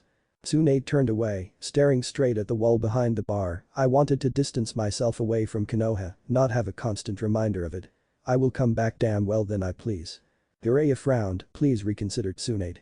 This is Kushina's kid here, not even you. Don't you pretend to know me, Jiraiya. You have no idea what I've lost. I may not have lost a lover and family like you, but I have lost those close to me, or have you already forgotten what happened in AIM with Nagato, Yahiko, and Konan? I considered them my children, Tsunade. For an orphan, that constitutes as something. Tsunade turned away, low blow, Jiraiya. I don't care. Please Tsunade, return to Konoha. Don't make me beg. Tsunade turned to face her former teammate, noting his face. And what if I don't? Jiraiya finished his sake before hitting the nail in the coffin, then Hiruzen declares you a missing nin. This actually frightened Tsunade, he wouldn't. Of course he wouldn't, even he isn't that heartless. But Naruto is my godson and his son, so I will do everything in power to make sure he stays safe and healthy. As such, you have 1 day to reconsider before I leave. Or what? Inquired Tsunade, partly worried, partly angry, and partly afraid of what Jiraiya could do. Or I call in all your marks. This was not what Tsunade was expecting, huh? Jiraiya gave her a wide smile as he went on, well you see, I order all my associates to acquire your debts. A signal from me and they call them in. Since you have outstanding fees with almost every casino in the elemental nations, it would become almost impossible for you to gamble anywhere safe for places like Iwa and Kiri, but even you wouldn't be stupid enough to go there. Of course, as a senju, you would always be welcome in the casinos back in Konoha. At this, Tsunade finally shattered the cup she was holding, you wouldn't. Jiraiya started getting up to leave, I told you Tsunade, Naruto has no one now, so I will move the mountains themselves to help him any way I can. You have a day to decide, and you know where to find me. Hiruzen's hand was cramping up after another day of writing. He looked outside, noting the setting sun. It's been 4 days since he ordered Jiraiya to find Tsunade, and he was yet to hear back from him. Granted, he said he would get a message by the end of the month, but he could hope. The civilians caught wind of what Naruto was and demanded his head. He already had to make examples of some of them when they broke his new law, and that really hurt him. He turned to see the source of all the village's tension. Hiruzen had to admit that Naruto was an odd child. He was expecting well, maybe not more from him, but something. He remembers how difficult Asuma was when he was that age, but Naruto showed none of those behaviors. Except for crying when he needed to be changed or fed by an Anbu or him, he was either silent or asleep. Hiruzen noted his blue eyes. As Jiraiya suspected, the pupil was already showing signs of slowly becoming a slit. Given enough time, Hiruzen feared that the azure blue recognized on his father would change to a bloody red. As if sensing his mental distress, a messenger bird arrived on his window. Noting the kanji on it that signified that it was Jiraiya's, Hiruzen quickly unfurled the scroll and read it. Hiruzen said nonchalantly as possible. Nico appeared from the wooden shelf in concern, problem Hokage-sama. Hiruzen closed the scroll, he succeeded. Hori quickly appeared from the ceiling, Tsunade is to return then. Calm down bird. But Hokage-sama, this is a momentous occasion. Tension should decrease if a senju returns to the village in its time of need to aid in recovery. It will give them hope for a new Hokage. I am afraid that is a fool's dreams. Jiraiya had to basically blackmail her into returning. Convincing her to take the hat will be almost impossible, even if she eventually understands why he did it. Hori went on his knee, forgive my outburst, Hokage-sama. Hiruzen raised his hand, don't worry, it was an understandable reaction. Please report to the head of Anbu of the Sanin's impending arrival. To think, all 3 will be in the village at the same time. Speaking of which, why didn't you get Orochimaru to check up on Naruto's condition? Because Orochimaru is a scientist and researcher first and foremost. I trust him only as far as he diagnoses what is possibly wrong with Naruto, but not treated. Besides, our relationship has been frosty since I made Minato the Hokage over him. Hokage finally appeared from behind the plant in the corner, would now not be a good enough reason to put him in instead. On paper yes, it would make sense. Unfortunately, all of Orochimaru's latest accomplishments have been done from the sidelines and behind closed doors, thanks to his research and experiments. Minato, however, is known far and wide for effectively ending the war. Sure, the Sannin name has weight, but it can only go so fat. The Anbu nodded in understanding. Who do you have in mind for a replacement? Hiruzen pondered. If I could I would put either Jiraiya or Tsunade, but Jiraiya is too good of spymaster to put behind a desk, and I already mentioned Tsunade's reasons. Otherwise, no one else comes to mind, maybe Inu if he was older, but still. What about someone from the Uchiha clan? Or maybe a Hokage? All valid prospects, Nico, but again, they have enough accumulated power as it is. Kami, the only reason they allowed me to become Hokage other than my title as the professor is that the Sarutobi clan has no significant political or financial holdings for me to influence. Other than your clan propensity of having high-ranking ninja, of course. Hiruzen smiled, other than that. Besides, if we start considering those clans, might as well allow the Warhawk to get a chance at the hat. In summary, there is simply no one in the village who is both strong and young enough to take up the post. Tori got the message, other than Inu. Hiruzen sighed, and even him I doubt. I haven't seen him since the funeral. I know he took Minato's loss harder than most. Don't worry Hokage-sama, we take care of our own, interjected Tokage. So, stared Tsunade, this is the little chibi. Naruto glared right back at the woman in front of him, not an ounce of concern on his face. Jiraiya stared in worry. I was only gone for a week and he already has fox eyes. Just be glad his eyes are still blue, spoke Hiruzen. I started getting worried when his ears started getting tipped. Tsunade reached and checked the baby. Yup, the ears weren't as round as expected. Not pointy, but still. Are you too sure it's not the seal? I've seen Inyazukas look less dog-like than this. Now is not the time for jokes, Tsunade, warned Hiruzen. Of course not, now is the time for negotiation, smirked Tsunade. Tsunade, you treat my godson right now and I'll get you a batch of Gamabunta's special sake, shouted Jiraiya. Tsunade shook his hand, deal. As Tsunade's hands glowed green with chakra and her inspection of Naruto began, Jiraiya and Hiruzen hanged their hands in shame. I should have just offered her that in the first place, would have been cheaper anyway. Yes Jiraiya, but how pissed would Gama be if you did that? True sensei, true. After what seemed like an hour, really it was 10 minutes max, Tsunade spoke. Huh? Why did you What did you find? Well, it's not as bad as you may think, but I guess no one ever expected a Jinchuriki to get this. In all fairness, it is something any mid-skill medic would notice in an adult, but a baby. This caught Hiruzen's ear. Is it fatal? Can it be reversed? Oh, certainly. Naruto's system is just out of synch. Out of synch? Inquired Jiraiya. Tsunade wiped her brow and hands. Yeah, usually happens when a shinobi undergoes chakra exhaustion or severe trauma, usually a combination of the two. Funny thing though is that it usually happens to individuals with a lot of chakra, never seen at those on the low side. Kind of why it's usually found in males and all. Basically, once chakra network becomes slightly out of line with the body's biorhythms. Usually, it's not a big deal. Usual symptoms include mild discomfort, slight loss of chakra control, a basic feeling of not feeling right in your skin if it were. If it gets bad enough, a realignment is required and then some bed rest for healing. However, Naruto is a unique situation. The Jinchuriki is basically a balance of the vessel's chakra and the Bijks. If there's an imbalance in one spiritual energy, then the foreign chakra starts influencing the host, causing the physical energy to adapt to the imbalance, ergo Fox features. Nature chakra does something similar. If a balance isn't achieved, I take on frog-like characteristics. Right you are, Jiraiya. But unlike nature chakra which can be expunged from your system, Bij chakra cannot, at least, not now in any way. When he is old enough to use chakra, Naruto could do it on his own, but as a baby. Hiruzen pondered the implication of this. Will this be a lifelong issue? Tsunade closed her eyes in consideration. I honestly don't know. I can realign him on my own right now, but what's done is done. We caught the ears in time, and maybe the eyes will go away on their own, but the teeth and claws. I recommend a good dentist and frequent manicures. I don't even want to start thinking about how his brain and body chemistry have already been affected. All I can offer is frequent checks up with decreasing frequency as he matures to survey the damage or possible continuation of the changes. Jiraiya clenched his hands into fists. Just treat him, Tsunade, please. Tsunade, noting the actual concerns on her former teammate's face, felt sympathy for the man. I was going to anyway. Right before Tsunade started the operation, she turned back to the Hokage. Sensei, seriously consider hammering it into the civilians' skulls that he is the Kikbi jailer and not the fox himself. These changes are not going to be easy to ignore. And I have a strong suspicion that Jiraiya will knock more heads than me if anyone touches him with intent to harm. Hiruzen looked at Jiraiya, noting his tension. Perhaps it's best if you go and have a drink. You earned a small reprieve for now. Jiraiya unclenched his fists. Maybe first I got to go and set up an account for Naruto so he can get a stipend to use. I suspect that the civilians will find a way around your law sensei, one of which will include screwing him over financially. Tsunade waited for Jiraiya to jump out the window before saying one last thing. If it weren't for the fact I am sober right now, I would swear that he was someone other than the Toad Sage we all grew up with. Caught me by surprise as well, Tsunade. But tragedy does bring about change in people.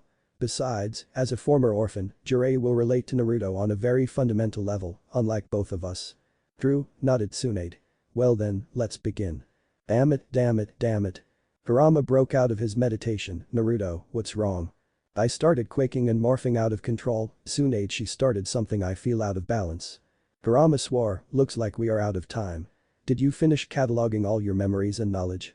Yes, everything is done, and ready. Information regarding my former life is under so many locks and keys that no Yamanaka will ever even catch a whiff of it. And your knowledge regarding this world? Same, but they will at least be able to tell what it is about and believe that I simply have naturally good mental defenses. Besides, you're enough of a guard dog to keep the stupid ones out. Kurama smiled. Kami, we must really be out of time. You are actually making jokes. I actually laughed. Don't start furball. Did she find the sensory and chakra bypass I made for you? Kurama closed his eyes for a moment. Nope. I am still linked to your senses and I can still dump my chakra into your body, albeit at a much slower rate than before. Good enough. I actually spasmed in pain as whatever Tsunade was doing took hold. Just remember Hinata Hika 3rd birthday. Kurama nodded his head. I'll remember and make sure to drag in whatever is left of you down here to remind you of anything you have forgotten. Finally feeling the process finalizing, I spoke out one last thing. Good luck, Kurama. And good luck to you too, Naruto. It was getting to know whatever you were. I chuckled before one last spasm hit me. Kurama watched as the ball of light he had so close so quickly literally shattered before his eyes. He watched as his remains actually drifted off and became part of the air around him. He would have gone back to his meditation as normal if he hadn't noticed several pockets of energy form and fly off to separate ends of the mindscape. Pain, I'm sweat drop. Well, that's not ominous at all. Hiruzen covered his ears as Naruto finally started crying for no good reason as soon as Tsunade finished. Boy, does he have a pair of lungs on him. Well, he is your problem now, sensei.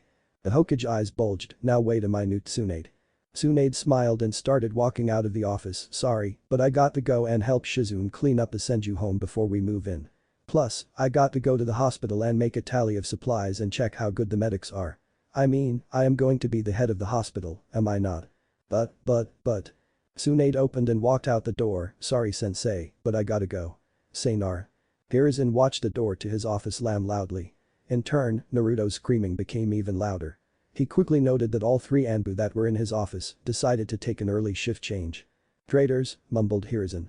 Immediately after setting up various accounts and fallbacks for Naruto to use in worst-case scenarios, Jiraiya quickly made his way to an alcove deep within the Forest of Death. After making sure no one was around, he quickly made a summon. 2 puffs of smoke appeared, revealing Fukasaku and Shima, the 2 great sage toads. Well, nice to see you again, Jiraiya boy. Nice to see you too, Fukasaku-san. Shima hit Jiraiya on top of his head with her tongue. Took you long enough. You know how worried we get if don't hear back from you. Now Shima, you not that Jiraiya is a busy man, Fukasaku spoke as he tried to calm his wife. I don't care.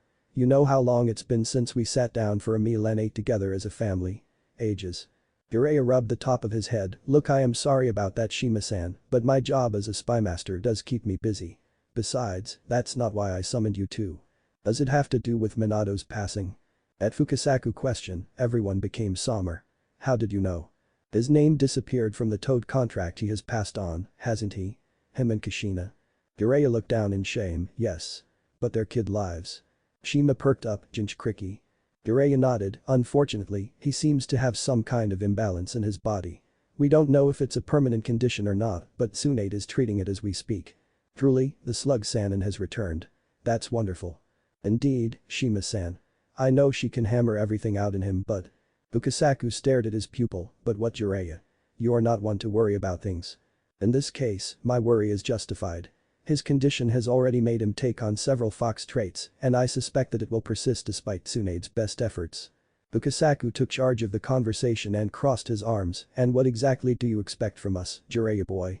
Jiraiya bowed, his forehead touching the ground, his hands shoulder distance. Please Fukasaku-san and Shima-san, I need to perfect my sage training as soon as possible. I beg you to make time for your unworthy disciple. Fukasaku was gobsmacked by this request, while Shima in her fluster tried to get Jiraiya to raise his head. Raise your head, you foolish child. That is not appropriate behavior for your position. Remember, we chose to allow you to become a toad summoner. What makes you think you are unworthy our tutelage? The fact that I always manage to find any excuse imaginable to get of training with nature chakra, looked up Jiraiya. Don't start Jiraiya. That excuse only worked before your responsibilities became too cumbersome to make any long stretches of time available for you to train with us. What changed now?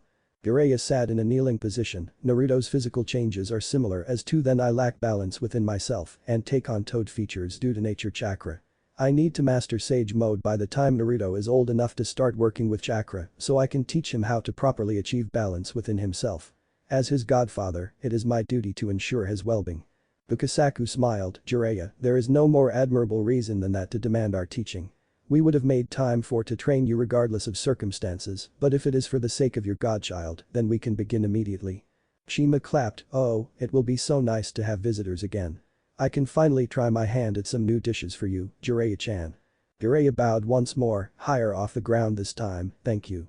I'll need time to inform my associates and set up a workable schedule to maintain my network and train with you, so give me 2 days to get all the messages out. Fukasaku and Shima both nodded in turn, then we expect you for dinner in 2 days' time, Jiraiya boy. Until then. Jiraiya completed the seal to dismiss his summons. Just you wait, Naruto. I'll make sure nothing happens to you. As he was leaving the forest, a thought struck him, oh crap, what about my manuscript for Icha Icha? Damn, I hope my publisher doesn't kill me. December 26th, 3 years later. I opened my eyes and saw myself laying in a field.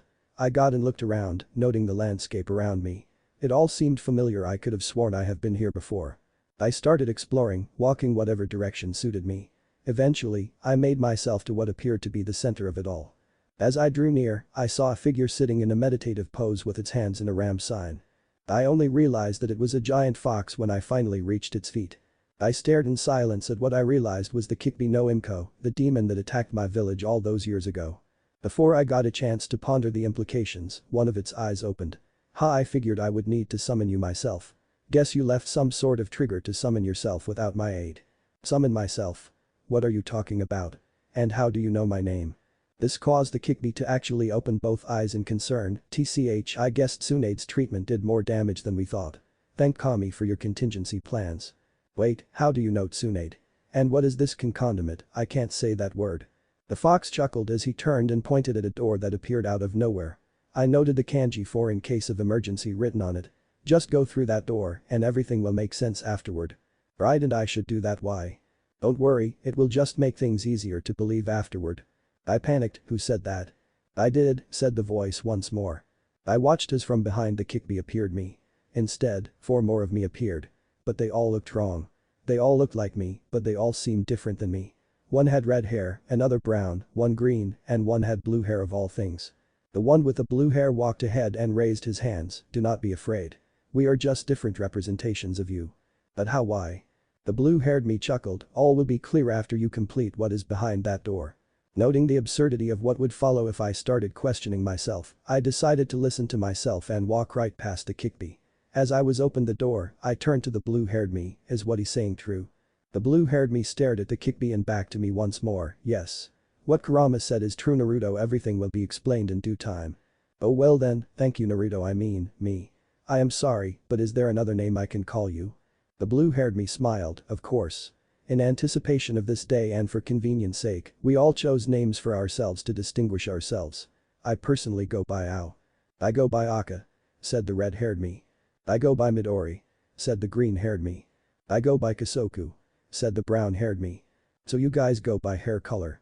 Guess that's easy to remember. By that logic, I should call myself Kai. Are there any more of you? Only Shiro and Kuro, but they prefer to go by Yang and Yin. Don't worry, you won't meet them anytime soon. They are rather private individuals. Okay, I guess I'll talk to you guys soon, hopefully. I slid the door open and walked into the room. Kurama watched disappear before looking down at Ao, how shocked to think he is going to be when he meets Yang. More than we were, that's for sure. Literally the first thing I said as I exited my memory space, or is it memory room? Or is it memory apartment? Give me a break, it's not like this is something that comes up every day. Spending Kami knows how long catching up on things I have forgotten I knew would do that to you. It's disconcerting, learning something you didn't know you knew. Thankfully, I got dragged in during sleep, so no harm there. When I wake up in maybe an hour or two in real time, it will be the day of the Heike affair, which means I'll have enough time to get everything into place. Back to your old self now, are we, Kiro? Smirked Kurama as he continued meditating. As good as I can be, I guess. Now, I pointed to copies of me playing poker, you mind explaining that to me? Kurama looked down at the quartet he has gotten to know as friends during the last 3 years. Couldn't really tell you. When Tsunade cinched you up, your essence broke up into several pieces and hid in the recesses of your mind. Best I figured, your mind was too vast to simply fuse with your undeveloped baby brain. So, it broke into pieces, each possibly representing a different facade of your separate souls. Whether or not you are still one Tama is to debate, it's not like you can just grow them, even with a Bidge helping you. Although all rules have been thrown out the window with you, so what do I know? Absolutely nothing apparently. But that makes no sense, father was pure mind. He had no spiritual attachments. Ergo, no emotions or experiences to work off of and create us. I have a theory if you want to hear it, spoke Ao as he folded his cards. Seeing nothing better, I decided to join the game. During which I decided to observe my other personalities. Personas. Do I have dissociative identity disorder? This is going to be something to get used to. They all had my face, so no change there. Aka had flowing red hair that spikes up slightly and violet eyes, so he kind of reminded me of my mother. Ao had green eyes and straight blue hair that was combed to slightly cover his left eye. Midori looks exactly what Naruto was supposed to look like, except his hair is green and his eyes are yellow. I only say supposed to look like him because my hair looks more like Minato's in shape, or at least it will with time. Hisoku had long brown hair and a ponytail and chocolate brown eyes. I could have sworn he looked like Niji until I realized that I haven't met him yet in this timeline. Hiro, so what's your theory?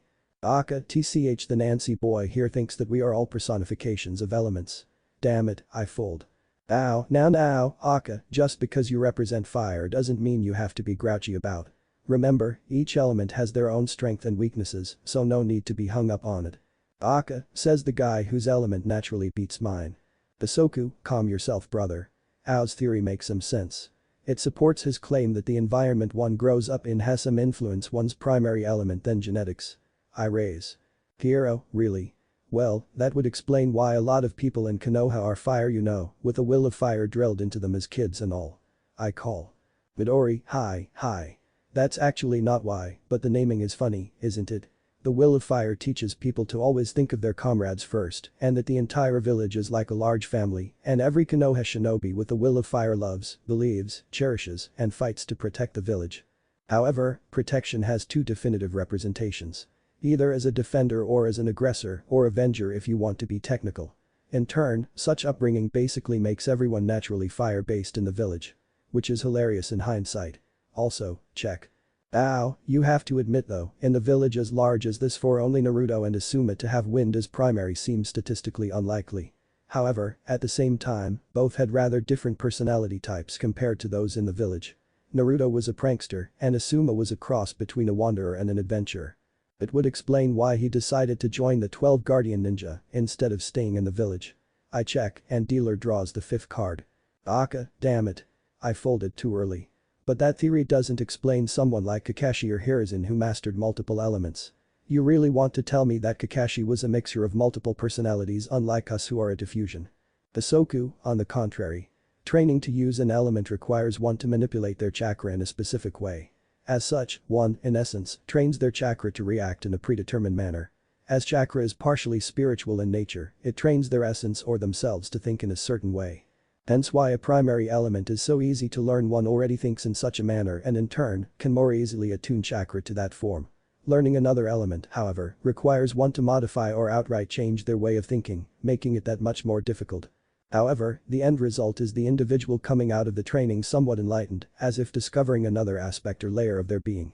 Truly, if Ao's theory holds merit, then individuals who can use various elements are the most stable and wisest of individuals. One only has to consider Hashirama, Tobirama, and Hiruzen as examples. Also, Raise. Midori, hey, what about Ob-chan and Otom-san? Both were good leaders as well in the original continuity. I call and Raise. Gyro, to be fair, Tsunade never learned wind release, and Minato never got around to water and earth. Don't get me wrong, both were powerful in their own right and were level-headed when the need arose. Still, it does put things in perspective. I fold. Ow, it also explains why the dominant primary element for each hidden village is where they are hidden. Iwa has earth, Suna has wind, Kiri has water, Kumo has lightning, and Konoha has fire. In turn, each village has their own different mindsets and wills. I fold. Everyone stared at Kosoku and Midori as they remained in the game. Midori just smiled, I call. Kosoku nodded, full house queen high. Midori smiled and crossed his arms, full house ace high. Aka, Kami damn it. Is the devil's luck just tied to wind or anyone who acts like the original Naruto? Midori, who cares? I won.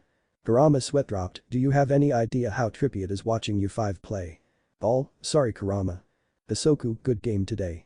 If anyone needs me, I will be meditating. Aka, I got some rage to vent, so see ya. Midori, sure. I got some weapon ideas I want to try sketching. You going to do calligraphy ow? Ow, yes, but after I talk to Kiro. 3 Naruto's shunshin away while 2 remained and Kurama got up from his meditation, I'll leave you alone for privacy. Got to take a bath anyway. Ao and Kiro remained in a seating position. Both started cleaning up while Ao spoke, can I assume that our father left you the necessary instructions? Father? Aren't we all the same Tama? Ao shook his head, I am afraid it's too late for that. When our original soul our father shattered, we became like seedlings, growing and developing on our own. We each matured differently, developing into our own separate little trees. It's better to say that we are all brothers rather than one person. We are still probably linked to one Tama as Kurama assumes, which is worrying. One of our biggest fears is that one day we may no longer choose to become one, and we fear the ramifications of such an act on our well-being. Is that really a bad thing? Not fusing, I mean. Ao looked at Kiro in shock, do you really want 8 different beings in your head? Kiro shrugged, hey, as long as we keep to ourselves and make some kind of plan, I do not really see a negative here. You all have your own space, and by what I can gather, you all get along, and I can see benefits in having a council of me with various outlooks and opinions. Heck, if I decide to become Hokage one day, it would be like having my own personal advisory council. Ao pondered this, I never looked at it that way. Granted, we've been busy with other things in the last 2 years, but still. Kiro finished up cleaning, out of curiosity, now that I am aware of you guys, are we going to be switching who's in control from now on? Ao raised his hand, no need. We've gotten used to you being in the driver's seat as it were. Besides, we are all linked to your senses just like Kurama. If the need arises however or you call on us, we can switch without a problem. Also, we don't really want others to catch on, do we? Huh. Good to know. As they finished putting everything away, Ao finally asked, so how far along are you? What exactly did father leave you? Not much. I mean, he gave me the layout of a lot of things, but unlike you four, I haven't really started training myself. I've been dealing with other stuff. Ao nodded, but you at least now know how to do the Academy 3, Kawari, Bunshin and Henge, Shadow Clone, and the Body Flicker now, right? Kiro nodded. Good, continued Ao, that's more than enough for our plan regarding Hinata. Go out and practice chakra control a little. You will move out at night when everyone in the orphanage is asleep. Got it. Kiro phased out of the mindscape as Kurama returned, shaking the water off his fur. Did he ask about yin and yang? No, but I think he gets the idea about them. Which is? That they are not yet done growing. Later that night. Kiro was currently hinged as a bird, watching the Hyuga compound. More specifically, he was watching the room where Hinata was presently sleeping in. He noted that the guard currently observing her quadrant was about to change shifts, so Kiro expected the head ninja of Kumagakure to sneak in sometime soon since the new moon was at the apex. It was brilliant actually, they picked the night with least amount of light possible to commit the kidnapping. While waiting, Kiro pondered the last 3 years of his life and how certain things played out. Orochimaru still abandoned the village, Kakashi still disobeyed Danzm and allowed Yamato to live, probably, Inu still watched over me which was a plus, and the civilian council were still to Naruto and abused their privileges. A lot of things changed though in hindsight. Due to Kurama's influence, Naruto looked more like a 5-year-old than 3-year-old, which was a plus. As expected, Tsunade hammered into him to file down his nails and watch his fangs which to be fair, he only had like 4 since the eye and ear thing didn't stick. Oh sure, his ears were slightly pointed and his pupil wasn't completely spherical, but you had to get right up to him to notice. Villagers gave him smack for that because it looked weird and they at least had a genuine reason to convince their children no to hang out with him. It still allowed Naruto to meet Tuchi and Ayame at Ichiraku's. And like he hoped, the ramen was delicious. Thankfully, he seemed to have inherited the original Naruto's never-ending pit of a stomach, which was a bonus. Plus, unlike the original, he actually orders extra vegetables to counteract the sodium in the dishes. He was not going to be short like the original. Getting Jiraiya into high gear seemed to have done some good as well. As he promised, he visited Naruto on a much more frequent basis to see what was happening. Kiro couldn't prove it, but he suspected that Jiraiya had something to do with the staff in the orphanage, changing some time ago to retired shinobi who treated him like a decent human being. He also suspected that Jiraiya had something to do with certain business ending unexpectedly for overcharging or kicking Naruto out of their establishment. I wasn't going to complain. Plus, based on what I heard before I became enlightened as it were, Jiraiya was already looking for an apartment for me live in on my own. Maybe he assumed since I grew faster I matured faster as well. With my new mindset, I can actually support that theory. The sooner I start to live on my own with a stipend from my godfather and maybe Jiji, the faster I can start training in private. Same was with the Hokage. I still called him Jiji, which I found hilarious, and I was still working my way to being his honorary grandson. I wasn't going to do anything about Asuma leaving to join the 12 Guardians in 2 years since that was needed. I am however planning to do something with Itachi though. Based on my math, he joins Anbu in 3 years, makes captain in 5, effectively allowing Kakashi to quit and become a chunin, allowing him to fail 4 teams, leader of Anbu in 6, and abandons in 7. For my plan to work, I have to get to him after he makes captain, but before Shisui dies and he turns traitor. If all goes to plan, it will be my divine move in this timeline, one for the better. Tsunade turned out to be the biggest change maker. For one thing, Hinata's mom is still alive. Turns out, Higure died from undiagnosed complications during Hanabi's birth which became fatal. But since Tsunade was around, it didn't happen. Tsunade also used her considerable power and position as a senju to both hold back the worst of the council, especially the extra one that had to join, since the ninja council opened her seat again, and head up the medical nin program again. I am somewhat torn about it. I am happy since it will mean fewer people will die in the future and the students who fail out the academy have an option to join them instead of going to civilian school. On the other hand, I am torn about the possible ripple effects I haven't foreseen, the biggest of which include the people Tsunade would have saved over the years if she was still traveling. Oh well, they were NPCs so who really cares? Fun tidbit though, Shizune, while working as Tsunade apprentice and disciple, seemed to have struck up a friendship with Iruka. It was awkward for the kid at first. He was 2 years her minor, which currently made him 15, and her 17, since he saw me from time to time when I would be brought for my checkups, but Tsunade literally beat into him that I was not the Biju, but rather its jailer. He smiles and gives me candy now. Hopefully, he still becomes Nero's teacher in the academy. Plus, I enjoy playing matchmaker with him and Shizune. I smell a summer wedding by the sea. Edit. Yumino means sea and Iruka means dolphin. Oh, before I forget, Anko made Takubetsu Jumnin when she turned 15 this year and is apprenticing with Abiko in Konoha's torture and interrogation force. Got to remember to get to know her over Dango at some point so I can somehow remove her mark in the future. She deserves a happy ending too. Kakashi is only 2 years older than her. No bad thoughts. But they would be so fun to Jetherbid thoughts. The world is not yet ready for silver-haired Ankos running around reading Icha Icha. Speaking of which, I should really give that series a try. Jiraiya still managed to find time to run his sparring, train his sage mode, and somehow still write his books. Looks like the pain of associating Naruto with Minato and his failures really held him back. Thank Kami that was corrected. A yawn snaps me out of my thoughts. I note the Haika watching that quadrant slowly dusted himself and began to walk away. I quickly checked the most likely point of entry and noted a figure hiding in the shadows. Right side covered by bandages and headband, goatee, snarky self-confidence. So it's time. The Council of Naruto really have decided that the main reason everything went downhill is that Hiashi intercepted the thief during his escape and quickly killed him. Despite the sinister nature of the visit, Kumagakure demanded Hiashi's head as compensation, as per the agreement in the treaty they had signed, or risk starting another war. Left with not much choice, Konoha has seemingly handed over Hiashi's corpse, but it was, in fact, that of his twin brother Hisashi, upon whose death the Byakugan was sealed away. Which made thinking up a plan to prevent all of this rather simple. Interesting little tidbit about the architecture in the Haikta clan district. To give all their members privacy within their homes, they specially reinforced the materials to be able to block the see-through ability of the Byakugan. However, it also made it so that strong chakra signatures couldn't be detected inside the structures. I mean sure, the people would feel something, but it would be difficult. Outside, however, was a different story. Hiashi woke up the second he sensed the massive chakra flare coming from the direction of Hinata's room. Quickly getting dressed while Higure promptly consoled a crying Hanabi as her crib was for now in their bedroom, Hiashi ran to locate the source of the flare. They arrived at Hinata's quadrant to see the delegate from Kumo being tied up and paralyzed by the guards on the scene, while some of the attendants were checking his daughter.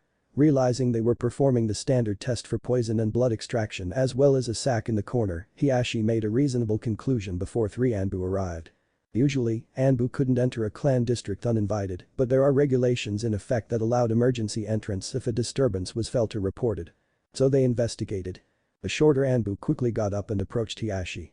"Hiashi-sama, we detected an unknown and large chakra flare from this area.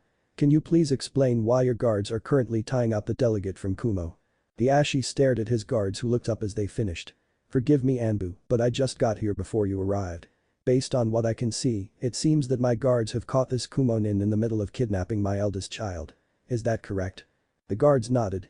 "I do not, however, know who or what caused that chakra flare that alerted us. I can only assume that it was someone from the village since they alerted us that the crime was occurring." The Anbu swore as he took the information in. "Hiashi-sama, the peace accords were just signed." Hiashi nodded, "And we caught a ninja attempting to steal from us. I doubt that was covered in the treaty. Plus, he is still alive." Patching the meaning, the Anbu nodded. His 2 subordinates grabbed the delegate and shunshined away. "Hiashi-sama, please report to the Hokage to explain what happened here and make a report. I'll be there in an hour, Tori. I need time to let the elders know what happened and to corroborate the story with the other guards." Tori nodded before he shunshined away. Hiashi watched as Higure rushed to a terrified Hinata and hugged her. Hiashi wished he could have done the same, but he had to maintain a stoic face. He was the head. He noticed his brother Hisashi and nephew Niji in one corner watching the scene. Niji had just received the accursed seal on his forehead today and was still wearing the bandages. Confusion was evident on his face as he seemed to be asking his father questions that there were no easy answers for. Noting his brother's panic, Hiashi gave his brother a nod, one which Hisashi returned after a surprise. Tonight, Niji would learn the dark truth of what would have happened had Hinata been taken to Kumo. And what would have possibly happened if the delegate had died by Hokage hands. This was not a conversation he would wish on a 4-year-old. As Hiashi was about to leave to change for his meeting with the Hokage when he felt a presence watching him. Activating his Byakugan, Hiashi searched the surroundings until he spotted a crow watching from one of the trees near Hinata's room. Observing that the crow was just that, albeit with a stronger than expected chakra network, Hiashi decided to chalk it up to paranoia as it cawed and flew away into the night. "Thank Kami that the true henge gives me the actual physical characteristics of whatever I am transforming into it. How no one has ever noticed this with the original Naruto is beyond me. Although, it could be the effect of being a Jinchuriki of the Kikbi. I mean, Kitsune our trickster." Hour later. Hiruzen rubbed his head in annoyance as he as well as Ibiki and Inoichi listened to Hiashi recount of what happened earlier tonight. "I need to summon Jiraiya, give me a moment." Reaching out for a scroll in one of his blood-sealed cabinets, Hiruzen quickly unfurled something Jiraiya made recently for convenience. A bastardization of Minato's Hiration as his student described, it was basically a 2-way teleportation connection between a pair of scrolls. It allowed Jiraiya to quickly be summoned to a scroll paired with his and back, cutting his travel time significantly, as well as the expediency of his information. It had significant downsides, however. One was that it required Jiraiya to find a remote area to use his scroll, as he needed it to remain hidden, so he had a point to return to, and so that it wasn't moved by an enemy. Second, he needed to be sent back and called in by a person from one end, which at the current moment was his sensei. Third, and probably why Jiraiya called it a bastardization, he could only link the pair. If Jiraiya ever managed to overcome the summoning and number limitations, Hiruzen suspected that he would be able to create high-speed gate points for Jiraiya to use and, if possible, other ninjas as well. The tactical advantages of this were astronomical at best. This wasn't even accounting the potential economic profits as well. And all because Jiraiya needed a quicker way to get to his godson in case of emergency. Hiruzen wasn't going to push for Jiraiya to finish this innovation of his. Space-time ninjutsu and genjutsu were difficult enough as it is, and fusing the two together wasn't something he was going to rush. The only reason Minato managed to complete Hiruzen was that he was a genius and because Kushina helped. In any case, Jiraiya responded almost immediately and was summoned. Noting the atmosphere in the room, Jiraiya slouched. "What happened now, sensei? Did someone make another attempt at Naruto's life without me knowing again?" Hiruzen and I'm sweat drop. "Don't worry Jiraiya, there hasn't been another attempt on your godson's life. Again was unspokenly implied there have already been a few in the last 3 years. Most done by the civilians, a few by ninja who couldn't control themselves after losing their loved ones, and 2 by foreign ninjas who were visiting the village at the time for whatever reason. Those two only had their minds wiped and let go. The rest were dealt with accordingly. Jiraiya sighed, "Lay it on me sensei." One explanation later. Jiraiya crossed his arms, "I know the Kumo is desperate for more bloodlines since they are rebuilding, but this doesn't sound like a. You can tell as well?" inquired Hiruzen. "Yeah. The Raikage may be a bull-headed militaristic muscular hothead, but he isn't stupid. No, this screams planted fake mission." The Ashi looked up, "How so, Jiraiya-sama?" Jiraiya looked around, "Are the Anbu in the room?" Hiruzen shook his head before Jiraiya made a few hand signs to create a privacy jutsu. "This feels like something Dansm would do." Everyone frowned. "Hear me out. Dansm always wanted to get his hands on a Byakugan for his root program, but he never could. This sort of backhanded tactic sounds just like something he would do." The Ashi, barely containing his rage, asked the question, "How so?" "This is going to sound crazy mostly because of how far-fetched it is, but here's how I would do it. I would falsify a mission from the Raikage to the delegate with no actual meeting occurring and make it S-class to prevent him from talking. Then, intercept him with ninjas disguised as other Kumo ninja to take the Hyuga off his hands and into Dansm clutches. In the process, they would mind wipe said delegate to forget he ever had the assignment. We would scream foul play, they will play the show me the evidence card, we will claim mind wipe, they claim how, and we go deeper and deeper into the whirlpool.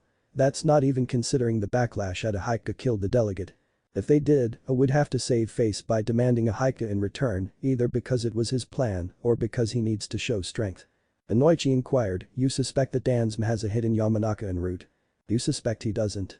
I wouldn't be surprised if he had members from all major clans other than the big three. Uchiha and Hyuga watch their members too carefully to pilfer one, even if killed in the field, and the Senju line is for all intended purposes dead." Ibiki considered what he heard. "What is our course of action then?" Jiraiya noted the go-ahead nod sensei gave him. "Pushed on, simple, we double down." Ibiki interrogates him to confirm my theory and get anything interesting out of him. Inoichi goes in afterward to erase the events of last night from his mind and the memories of getting this mission. Hiashi goes back to his clan and makes sure this stays buried. The fewer people know about it, the better. Outside the council, of course. We send the delegate back with the signed treaty and we wait. If A doesn't make waves, then we know that the Raikage had nothing to do with this. If he does make waves and I will know and tries to find out what happened to this guy, he can't make an inquiry since he would have to admit that he sent out a ninja to kidnap a Konoha citizen while we had a peace accord. Either way, it's a win-win in my book." Hiruzen smirked, "Does anyone disagree with Jiraiya's proposal?" "Good, then carry on then. Jiraiya, stay behind." Everyone else bowed before leaving. Hiruzen took out his pipe and started smoking it. "Jiraiya, you sure you don't want to take the hat off my shoulders?" Jiraiya smirked, "Sorry sensei, it's not for me. I just can't see myself behind the desk for the rest of my life. Plus, I love my work. Sure, I already risk my life whenever I split my chakra 3 ways to make shadow clones to help me out with my spy work and writing, but it's worth the risk of a surprise attack. I can only trust myself to look out for Konoha." Hiruzen smiled, "I understand, Jiraiya. I have been trying to get Tsunade to reconsider, but she isn't budging. I may really have to consider another candidate soon. I am too old for this shit." "Please, you will outlive us all, you stubborn bastard." Student and teacher shared a laugh at that. Hiruzen wiped a tear before turning serious once more, "How certain are you that Dansm had his hands in this?" Jiraiya leaned closer, "I have the same gut feeling as when Dan died during the Second War." Dan Kadam's death during the war was a somewhat buried discussion at this point, not something brought up. Besides the fact that his death was odd in Jiraiya's book, even if it was the war he just couldn't buy, that Dan got sloppy and didn't set up a barrier for his Ryuken no Jutsu. Add in the fact that Tsunade seemed to have developed hemophobia, a death mark for a doctor, as well as losing her fiancé, all screamed cover up to the spymaster. Add in the fact that Dansm, or rather his supporters, were pushing her to settle down and marry someone else to continue the Senju line, just solidified the conspiracy. Jiraiya suspected that Dansm was against the union since he had nothing on Dan. Whether or not he wanted the line to die off or actually continue was uncertain since Tsunade left the village. Dansm never made a move on her that Jiraiya knew of, but it wasn't something he wanted to bring up. Hiruzen, aware of his student's theory, didn't outright dismiss it. Tsunade has finally gotten over her fear with the help of Inoichi, the one Yamanaka Hiruzen trusted outright, who in turn admitted that the phobia was rather firmly rooted in her mind to his liking. Plus, ever since then, there have been subtle inquiries into whether or not her eggs could be donated. No one questioned if Tsunade could still conceive a child despite being in her early 40s. However, using surrogates would be more efficient.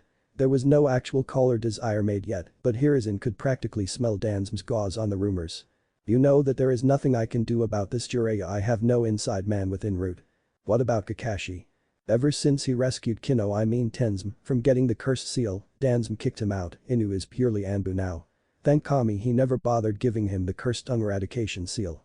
With what we managed to get out of him, I managed to put a tighter leash on his rude activities. What comes of that is to be seen. Jiraiya nodded in understanding. If that is all sensei, I have to get back. I was on an expedition in Oni no Kuni land of demons. I've been hearing rumors that Orochimaru was carrying out experiments there. Very well. I hope to see you again soon. Same thing, sensei. Hiruzen smiled as he summoned Jiraiya away. After allowing the Anbu to return to the room and removing the privacy jutsu, Hiruzen sat behind his desk in annoyance. It was too late to go back to sleep, so he decided to go back to his paperwork. Oh, how he hated paperwork. He knew there was a running bet among Anbu of how long it would take before he snapped and set a pile on fire in his rage. He knew of it because he started the Anbu betting ring when he was in it. That's how he initially got his moniker the professor, by making predictions and analyses that always led him to win his bets. Say what you will about the group, but they have their ways of getting their jollies and maintain camaraderie while keeping their secrets. Honestly, Hiruzen still wondered to this day how Minato could smile every day as he got all his paperwork finished on time. He would never tell him how he did. All he gave him was a scroll that he made him swear not to open until he finally deduced it. It was so headache-inducing. Jiraiya probably gets more paperwork than him, and he keeps up with it with his. Hiruzen's eyes bulged. Jiraiya keeps up with his paperwork with his shadow clones. Trembling in an odd mixture of rage, shock, and what can only be described as a face that was reminiscent of how could I be so stupid. Hiruzen reached for another blood-sealed cabinet. As he unfurled a scroll Minato left behind long ago that he was told never to open unless he figured out the solution to paperwork on his own. He saw only 2 passages on it. Don't maintain more than 2 shadow clones to help you with the paperwork. You can do 3 if you are certain you can risk the chakra usage. Dispel them every 10 minutes and use the recycled chakra to summon a replacement. Allow yourself hourly breaks every few hours through the day to recover chakra. I preferred using meal times for this or during physical training to keep in shape. Hiruzen's eye twitched as he read this before he moved on to the next passage. Hit forehead on this circle here after realizing how the proud and mighty professor missed such a simple jutsu to help him out with the evil deity known as paperwork. Hiruzen noted the red circle drawn underneath with a cartoon of Kushina smiling and pointing at it. Both his eyes were now twitching as he noted 3 more lines underneath. P.S. It took Kushina less than a minute to come up with a way around paperwork. Uzumaki always did think outside the box. P.S. I made Jiraiya swear never to tell you after I told him, and he was forced to use the red circle as well. P.S. You know that I had Anbu watch me as I worked, right? Couldn't you have asked them what my secret was? They would have told you if you ordered it. And at that point, Hiruzen lost it and started hitting his head on the red circle, muttering stupid to himself over and over again. The 3 Anbu in the room were silently taking pictures while exchanging money. One of the most outstanding bets was finally going to be called in. After checking the betting pool, they realized that Inu was about to make a killing. Jiraiya was putting away his summoning scroll as he sensed one of his trigger markers, seals that only activates if certain conditions have been met or triggered, burned away. He laughed, realizing that sensei has finally figured out a way around paperwork. As the slip-up he made finally reached his ears. Anko woke up in a shock from her bed, looking outside her apartment window, as if sensing someone in great pain and trauma that wasn't caused by her. At the exact moment Hiruzen started smacking his head, all other current cages either woke up or stared in the direction of the land of fire, sensing that one of their kin has finally managed to defeat the demon known as paperwork. The crow, who watched everything transpire within the office, even reading lips when the privacy barrier was set up, was rolling on the ground outside the Hokage tower, losing his mind laughing after witnessing the spectacle of Jiji realizing he could use shadow clones to help with paperwork. Hirama and the rest of the Narutos who were watching this through their collected senses were rolling around on the ground, hollering and losing their minds. Ao slowly got up, still clenching his stomach, and wiped away a tear. Oh Kami, I know we were planning to tell Jiji how to do this in the future, but that was so worth it. Screw changing the timeline, this was worth almost losing our lives in the fall. October 10th, years later. I stood inside his new apartment in one of the nicer sections of Konoha with Jiraiya at my side. Some kids get a bike for their 5th birthday. I got an apartment. Not like I really needed it though. The ninjas who ran the orphanage where I was were very nice. The kids bullying me at times was a problem, but that was dealt with by a well-placed prank. I now see why Naruto pranks so often, and that it was more difficult than it looked. The logistics and planning for some of his pranks must have been ridiculous. How the hell was he considered a dunce? Granted, it could have been instinctual like Fuinjutsu to an Uzumaki, but still, the physics and mathematics alone must have been torture. Granted, that isn't the case anymore. With Ob-chan, Shizuna-ain, Iruka Ani, Jiji, and Oj plus Chan, Jiraiya, I was educated. Had to pretend that I struggled with writing, reading, and math at first, but I accelerated quickly. Iruka mostly did the job of the teacher, most likely solidifying his desire to teach at the academy, while the others just tested me from time to time when I visited them. Iruka chalks it up to me being naturally smart, the others already know I am Minato's son, so they assume my smarts come from there. Makes me sweat drop a little thinking that it implied that Kushina wasn't as gifted in the brains department. The adults were becoming an issue as of late. It's only been issues with selling food and giving me the looks, but I don't doubt some will start overcharging me for other necessities. Never really had any fears about walking through the town, sure, I got dirty looks and my advanced hearing allowed me to hear their whispers. But really, as a kid with an adult knowledge, it really didn't faze me. Attacks against me are almost non-existent since the Anbu keep watch over me and I run away and hide from the rest. The fact I know Henjin's secret helps. How the Anbu haven't noticed it yet is beyond me. To be fair, I haven't really started abusing the few techniques I am comfortable with yet. Gigi, Jiraiya, and Tsunade are on top of everything, so it's probably not going to get that bad, but one has to be vigilant. In any case, Jiraiya assured me it would be better if I stayed here. He promised that someone would always come by to check up on me. I honestly thought that Hiruzen would veto the crazy idea of giving a 5-year-old his own apartment and two Stippins still amazed I managed to trick them into that, but apparently, I was more mature than most pre-teens. That should have bothered me, but I didn't care. Wonder if clan heads will start using me as a measuring stick for their kids to imitate. Didn't really have much on me, but Jiraiya brought some basic furniture and goods and storage scrolls to get me started. He wanted me to develop my own tastes and decor rather than influence it. Guess he was more of a let the kid discover himself than hands-on parent. Speaking of which, now is the perfect time to address something that always intrigued father about the Naruto universe, their level of technology.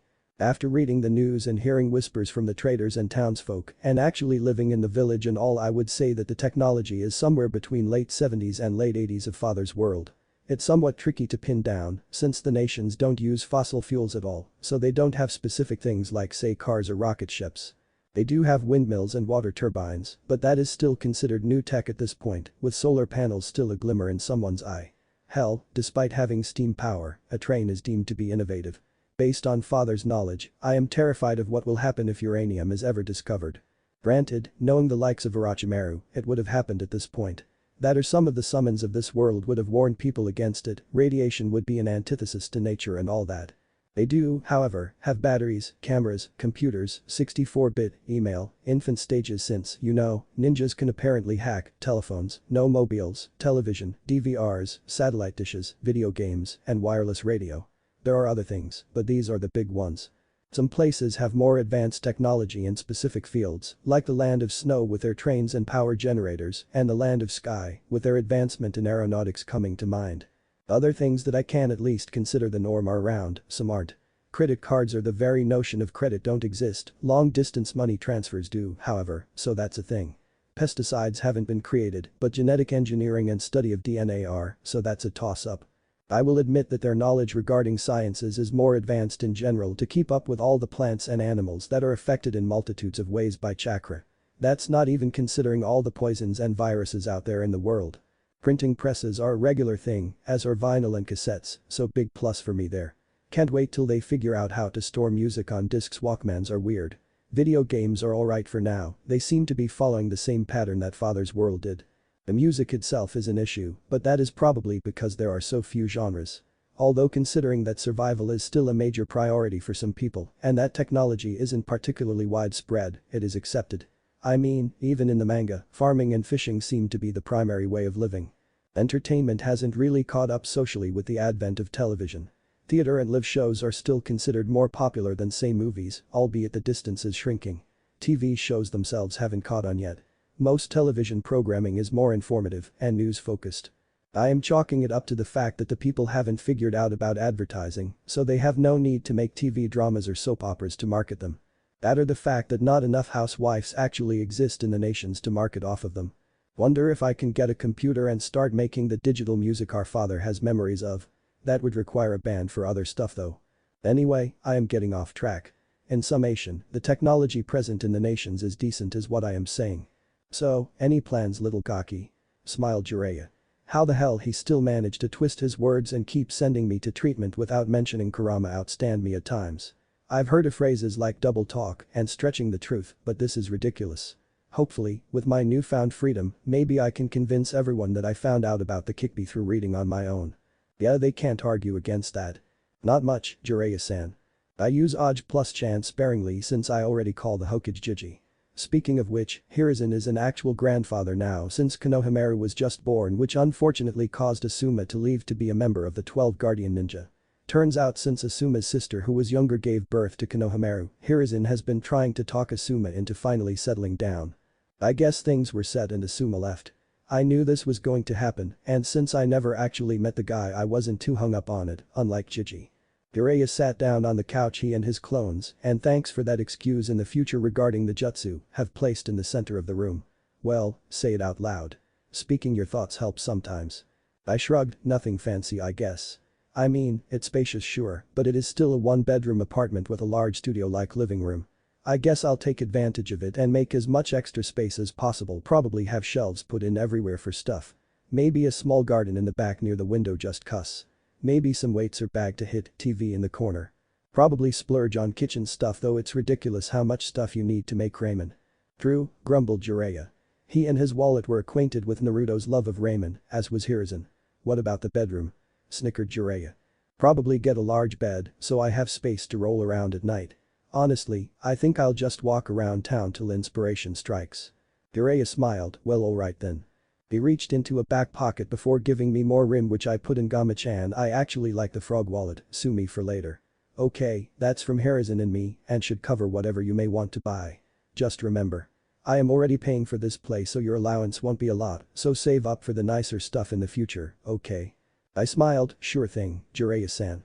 Now I have some stuff to take care of, but I'll be back in a few days. So see you later Gaki. I waved and smiled Jiraiya off as he left through the door. I made a quick glance at the surrounding buildings, not finding any Anbu that I could see. I quickly closed the door and the window blinds. I have been waiting years to try this out. Well, Tsunade didn't want me working with ninjutsu due to my condition, which thankfully she managed to regulate. Jiraiya got around that by convincing Iruka to teach me chakra control exercises. Tsunade gave him a decent smack for that, but I don't think she really put any effort into it.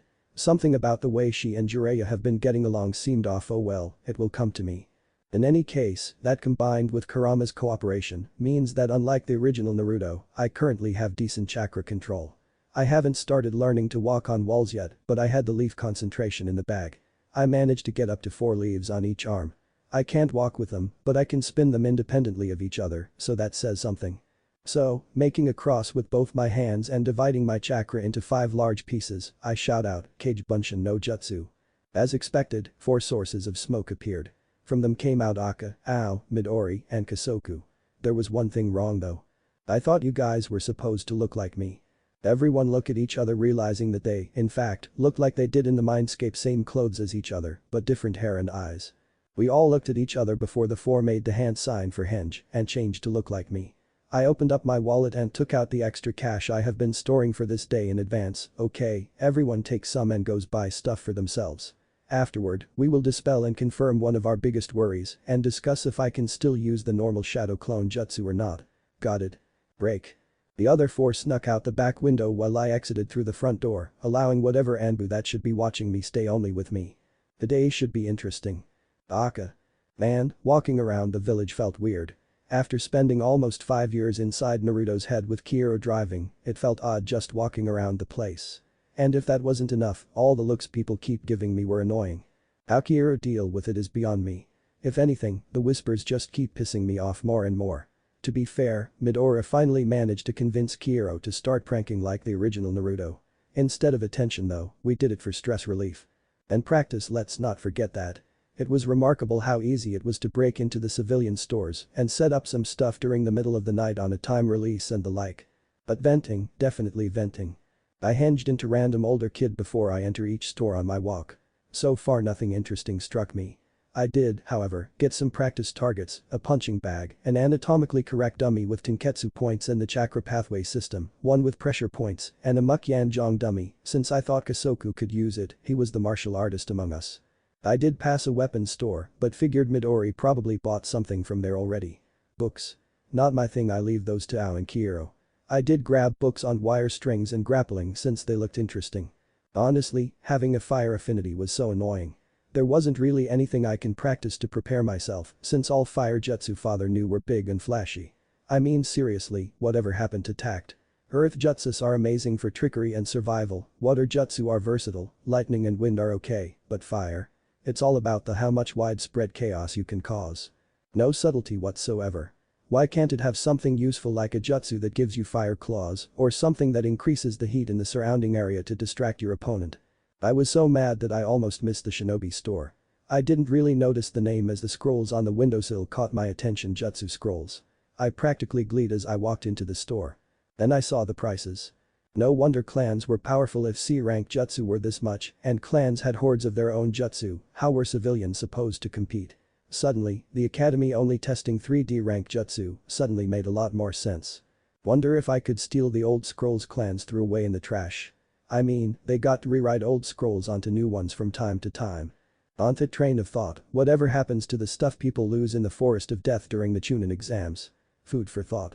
It also explained why so many people hated the Uchiha. Their Sharingan and its ability to copy other people's jutsu basically guaranteed them a never-ending cash cow. And a library of techniques. That really grinds my gears.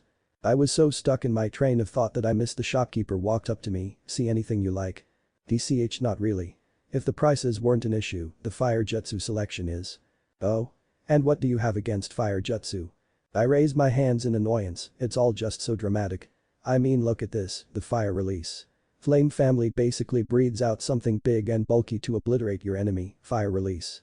Great branch trifecta involves raining balls of fire and the like, and don't get me started on the Uchiha clan's secret techniques. I mean, you have useful jutsu like fire release. Dragon fire technique Kaiten. Rika no jutsu since it requires wires to work, meaning you can aim for surgical precision. Then there is this fire release. Running fire Kaiten. Hibashiri, which allows you to create a stream of fire you can manipulate. Hell, get good enough, you can literally circle your enemy into a trap. The shopkeeper watched me in fascination. "You're hinged into a civilian, right?" I looked up annoyed. "No, what gave me away?" He smirked. "No need for the sarcasm, you're not the first academy student who tried improving their graduation chances by learning a higher rank jutsu. You are however the first to show at least some knowledge about what you are looking for." He went behind the counter and gave me a scroll. "Here, this will help. It's the first of a series. The later ones become restricted, but I think you'll make the rank in the future." I took the scroll worryingly and noted the name, Hans Seals. Guide to Jutsu. I looked up at the shopkeeper for clarification, my rage subsiding. Everyone knows the 12 Hans Seals. Bird, Tori, Boar, Eye, Dog, Inu, Dragon, Tetsu, Oxushi, Tiger, Tora, Snake, Me, Rat, Na, Horse, Yuma, Monkey, Seru, Hare, Yu, and Ram, Hitsuji. What no one really thinks about is what they represent. This caught my attention. No one really asks where jutsu comes from. The kids see their teachers, parents, or friends show them the hand signs, how the chakra flows, and you get a new jutsu to use with practice. But do they ask how the jutsu was made, who thought it up? No, they do not. It's why Tobirama Senju is considered an icon among people in my profession. Now I was entirely focused, really. What did he do? All Hokage have a nickname associated with them. Hashirama Senju was the god of shinobi not only for unifying warring clans and forming Konohagakure, but also for his absurd level power and his wood release Mokuton. That's not even counting when he used Senjutsu and entering Sage mode to boost his power even further. I nodded in agreement. Say what you want about the guy's faults, he was basically a deity in human form. Then there was Hiruzen Sarutobi, known as the professor for his encyclopedic knowledge of almost all jutsu that wasn't clan-bound, and even then I doubt he didn't know a large chunk of them to begin with. He is also called the god of shinobi, but that was more for how much he accomplished, despite being inherently weaker than the previous Hokages, which is not an insult, but a matter of fact. It is still debated that he could take on either one at his prime and more often than not, actually win. Then comes Minato Namikaze. The Yellow Flash. No, that name came later, after the war. Before that, he was merely the genius. Think about it, he became Hokage by the time he entered his 20s. Hiruzen took the hat in his 30s and passed it to Minato after nearly 2 decades wearing it. Hashirama and Tobirama only wore theirs at such young ages because the village was still forming. Only Minato got the hat through sheer skill and ability alone. Wow, so wait, what makes Tobirama so special? Because Tobirama was the unsung genius. You see, Tobirama never really enjoyed being Hokage, he was a soldier, not a leader. So during the years Hashirama wore the hat until he got weak and had to pass it on, Tobirama researched. He sought out knowledge in droves and traveled the lands to quench his thirst. In time, he gained his moniker the Inventor. Oh, since he made jutsu like the summoning. Impure world reincarnation Kuchius. Ito Tensei, the Flying Thunder God technique Hiraishin no Jutsu, and the Shadow Clone technique Kage Bunshin no Jutsu. Yes, like those although they are only famous for being kinjutsu, mind you. He created hordes of jutsu for a variety of elements. He didn't really dip into kinjutsu or anything else, but his contributions to ninjutsu and jinjutsu alone were staggering.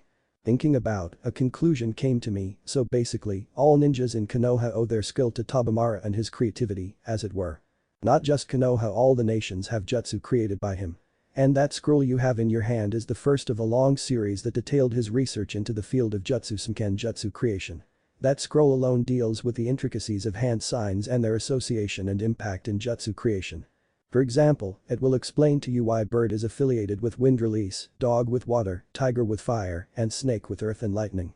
I held up the scroll in my hand with awe, its weight now felt. I don't think I have enough money to pay for it. The shopkeeper raised his hand. No, by tradition, the first scroll is always free, it is in all the shinobi stores, the academy, and the shinobi library for anyone to study. It's the scrolls that come later that require forms of payment. I tilted my head, forms.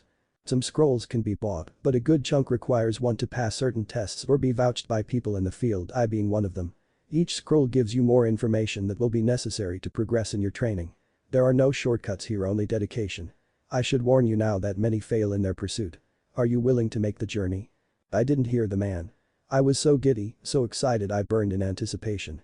I smiled as I looked at the man in sheer joy. I will walk through the roads of Naraka hell itself to achieve my goals. So I swear, I will raise jutsu to a higher standard, a true shinobi standard, one of tact and wisdom, not showmanship and crass. And in that alone, you passed the first hurdle. I will wait for your return in the future.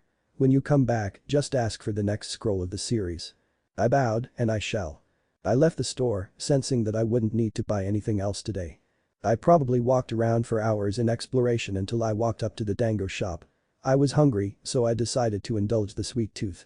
I expected the worst, but lo and behold, a retired shinobi ran the place, and he had enough brain cells to know the difference between a kunai and a scroll. I was planning to sit alone until I heard her. Hey, bring me some more sake and dango. Anko is living large tonight. And boom goes the dynamite. Anko Mitarashi, the sexy dominatrix of Konoha's torture and interrogation force. I rubbed my hands in anticipation of screwing with her. I jumped over the seat into the cushion opposite of her as a waiter put more dango and sake on the table, grabbing one of the sticks along the way. Hey there pretty lady, mind sharing? Anko, in rage of her dango being taken, said the first thing that came to mind, buzz off you pipsqueak. Wait in line for your own, before trying and failing of snatching the dango back from Naruto. Well, I would if you didn't hoard all of it. Come on, I'll pay you back. Anko gathered everything on the table closer to her, mine. She growled. I couldn't help but smirk. Oh come now, is little Anko afraid of little old Naruto Uzumaki? That caught her attention. So you are the kid that's been playing pranks around town. Thought you'd be taller. And I thought you would remember that I am 5 and have the balls to call the Hokage Jiji to his face. Anko raised an eyebrow, touché. But I don't care. My dango. Sighing and releasing that this was getting nowhere, I decided to play with fire. The guys agreed that we need Anko as a friend to get rid of her seal at some point. Plus, hooking her up with Kakashi was still heavily debated even after all these years. Fine, but if you are taking all the dango, I reached and took the saucer of sake, then I am taking a drink. This caused her to panic. Stop that, you idiot. That's alcohol. You can't handle that. Oh please, if a little girl like you can drink it, how bad could it be? I held the saucer to my face as she fumed. You want to put your money where your mouth is, little gaki. Oh, I don't know, I smirked as I reached and pulled out a wad of rim from my pocket. I guess this stack is barely big enough to do so. Can you back up it? Anko growled and smiled as she slammed her hand on the table. Barkeep. Put 2 more flasks on my tab. This boy wants to play with the adults, then I'll show him how we play. I waited for her to pour herself a shot before clinking cups. Game on bitch. First one to pass out pays the full tab and winner walks away with this wad. Deal. She shouted as we both drank.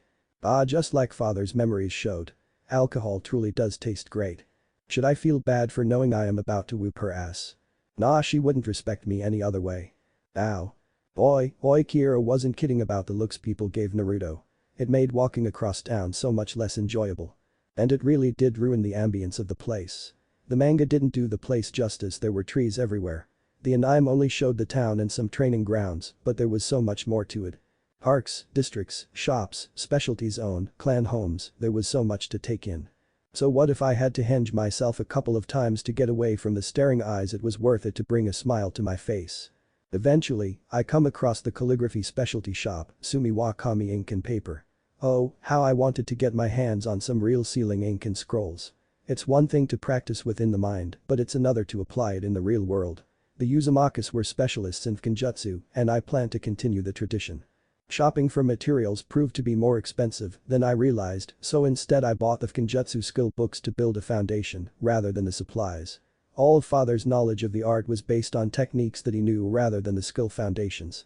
Studying what little Kenjutsu father remembered made me realize something relevant as to why the Uzumaki clan was so skilled at the art. After noting how Jiraiya always seemed to struggle with the art and yet I could somehow understand it inherently, I started thinking that understanding Kenjutsu wasn't based on how much you knew, but rather how you saw it. Which is when it hit me: low latent inhibition. It actually made so much sense.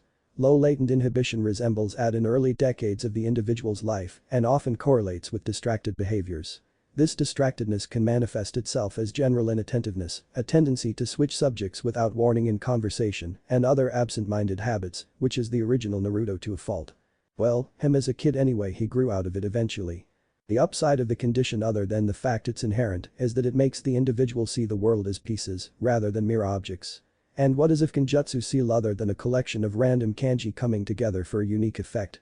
All the other Kenjutsu practitioners are taught to see the seal as a whole, rather than its parts.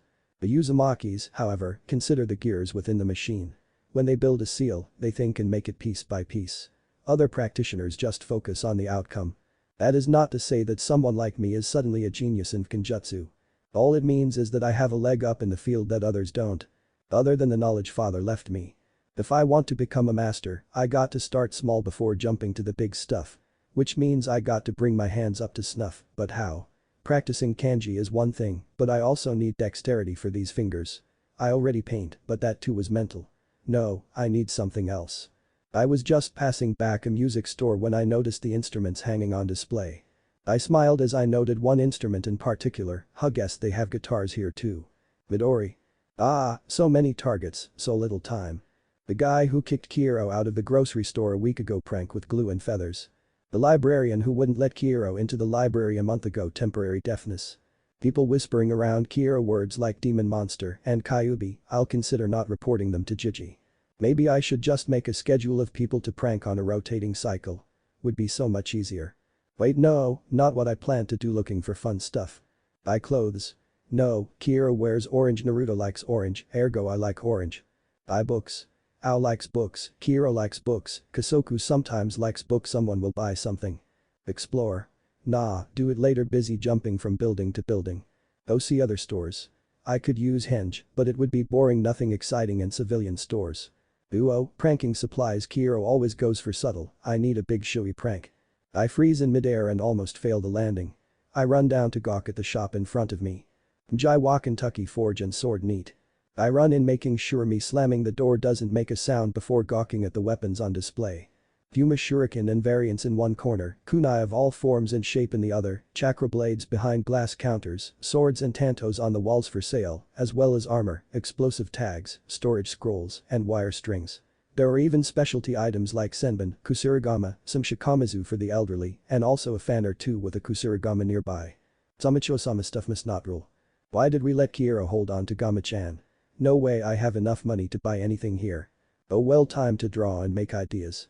I took out my pen and notebook as I started scribbling stuff down. So many ideas, so little time.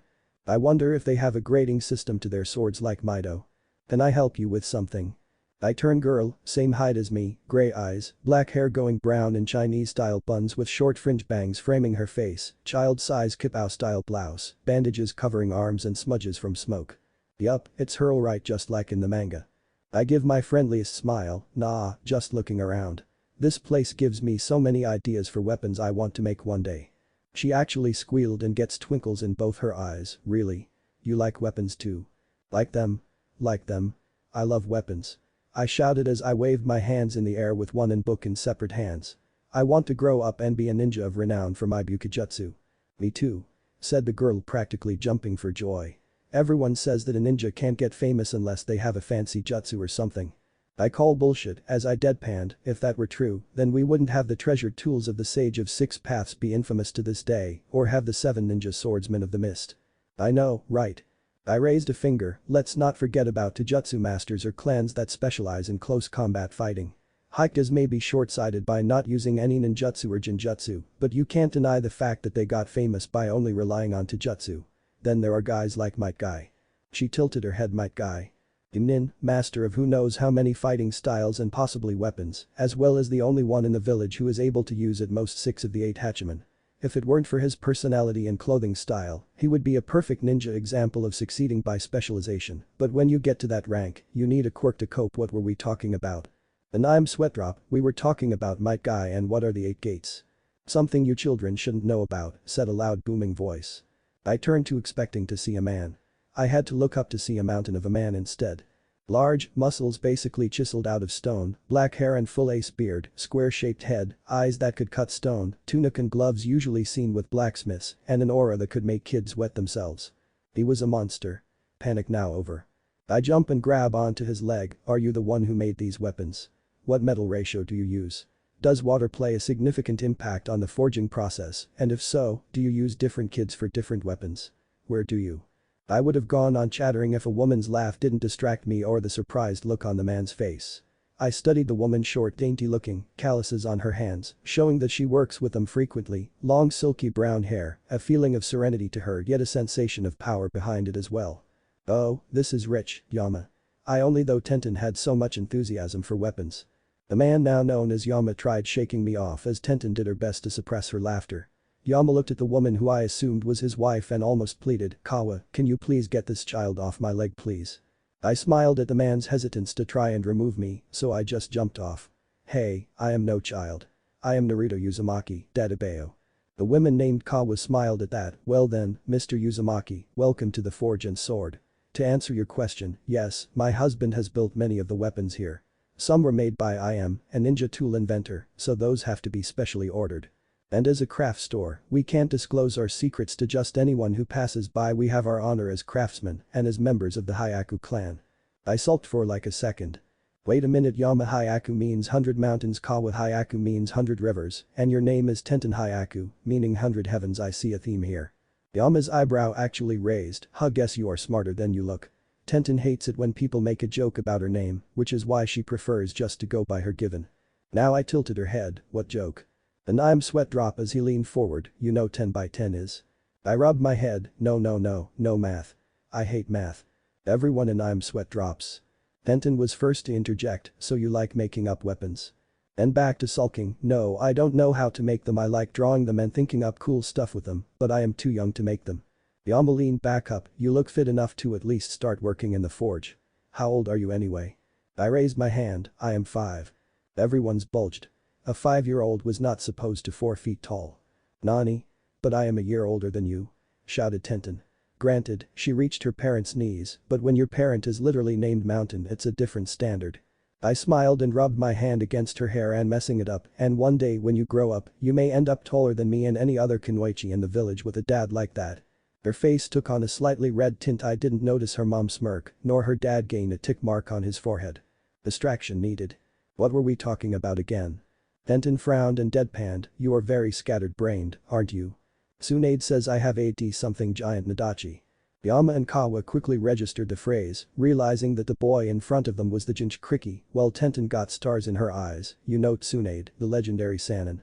I looked at her nonchalantly. I guess. I have a bi-monthly checkup with her to treat a condition of mine.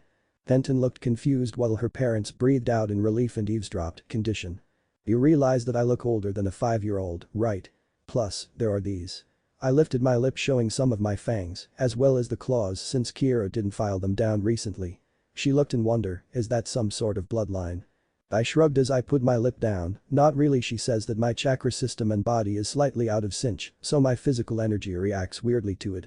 She thinks that as I get older, it will fix itself, but for now, she treats in. Wow, odd Tenten, that's my idol for ya. I thought you wanted to be a weapons mistress. Doesn't mean I can't be a medical nin as well. I would be the greatest medical nin of them all, able to protect my allies and heal them. Her parents smiled. I didn't. I grabbed her wrist and pulsed some of my chakra into her repeatedly while pretending to take a pulse. What are you? I put my finger to my lips in the universal message of silence. From my father's knowledge, I recalled that Tenten only found out about her lack of inherent chakra control near the time she graduated from the academy. Meaning she dedicated a good chunk of her childhood learning something that wasn't going to be of genuine use in the future. Sure, it gave her rudimentary medical skills, and her knowledge of anatomy helped in her aiming and fighting, but better correct this now rather than later. I looked at her thoughtfully. You just started the academy, right? Yes, said Tenten worryingly. Her parents looked on with interest. I sent one more pulse of chakra, slightly shifting it to my element to confirm my hunch. Noting her reaction, I let go of the hand and looked at the parents. Are your names as revealing about your natures as I suspect? In what way? Asked Yama. I pointed, you're earth and she is water, right? Awa smiled, he also has a fire secondary that he strengthened over time. I nodded, I thought so. I turned dejectedly as Tenten, well then, I have bad news, good news, and better news for you then. I raised a finger before she could interrupt, bad news, you don't have enough natural chakra control to be a medic nin. Tenten became dejected as I pushed on, well that doesn't mean you can't train and improve your chakra control, you will never reach the level of control needed to be as great as Tsunade, this is a fact, not an insult. I clapped my hands, good news thought. Shocking Tenten out of her gloom. Your primary affinity is wind, a perfect element for Bukijutsu. Really? Inquired Yama. No one in my family has ever demonstrated a natural affinity for it, Kawa. Awa pointed at her chin as she looked up. I think I have an uncle who has that affinity, but he is the only one. Tenten slowly smiled, and what's the better news? Time to screw with continuity, I thought. I rubbed my hands in anticipation, giving off a laugh that slightly scared her. You may not have medical nin ranked control, but you have enough along with your chakra supply to maybe pull off something else Tsunade is known for. Which is? She asked in confusion. Consider this, how is Tsunade able to break grown men and shatter boulders with her bare hands and feet? Tenten gawked, she can do that. I crossed my arms, yup, I've seen her slap Jiraiya-sama from one end of the village to the other more than once. She does it by building up chakra in her fists and legs, releasing it on contact with a target or environment, causing severe damage. If you want, I can put in a good word for you so she can show you how it's done. She paused, Jiraiya as in the Gama-senin. As in the only recognized Kenjutsu master of Konoha. I shrug, I see him from time to time when I visit Jiji. And your Jiji is? Asked Tenten in worry. Here's in Saratobi. Silence. He isn't my actual Jiji, collected sigh of relief, more like I am his honorary grandson. I am an orphan you see, and since I always get called in for my pranks and whatnot, we've gotten really close. Tenten looked at me in shock, you know a lot of famous people, you know that. I gave her my widest smile, that is because I am Naruto Uzumaki, Konoha's #1 unpredictable ninja, Databeo. She couldn't help but outright laugh at that while her parents smiled, with Kawa approaching him, well then Naruto, thank you for your offer, but I think our Tenten is too young to start shattering boulders with her bare fists just yet. I rubbed the back of my neck, sorry, figured I should offer though. She raised her hand, oh don't worry, I only said she is too young. When she is old enough, I'll consider your offer once more. Tenten's eye twinkled, if she gains enough chakra control first. Tenten sulked. I smiled, okay then. She'll catch up and be ready in no time then. Again, Tenten got a red tint to her cheeks as she smiled.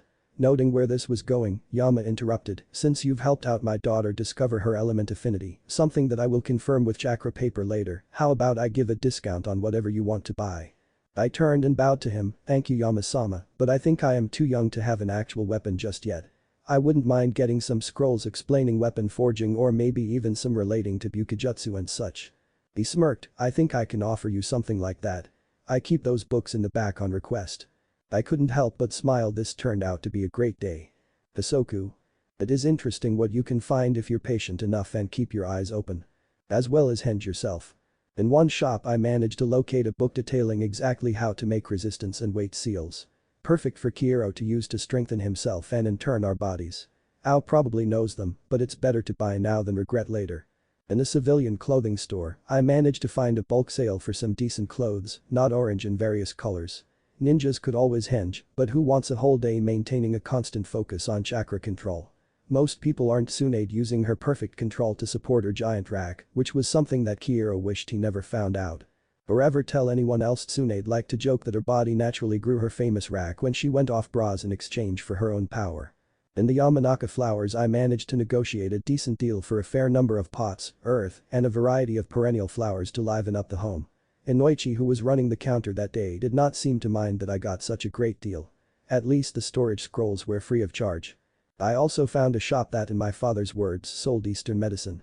In this world, it's technically a holistic and natural healing shop, but they market themselves as a tea shop. Despite his interest in the field, father's knowledge regarding the use of herbs and such was rather limited. He was more interested in growing them rather than harvesting them for their uses. And in my learning of gardening, I gained an insight into the field that piqued my interest.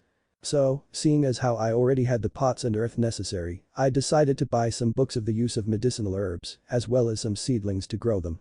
As a bonus, I found books on acupuncture, massages, and reiki. Father never really bought into the plausibility of reiki and acupuncture, but seeing as how everyone and everything in this world has chakra, they may actually be viable in this world. I will probably buy the senbon needles at a later date if it piques my fancy. I was flipping through a book on Tai Chi, debating on whether or not to buy it, when I saw a certain green beast of Konoha enter the shop. Deciding to eavesdrop a little, hearing Guy order what he called his usual.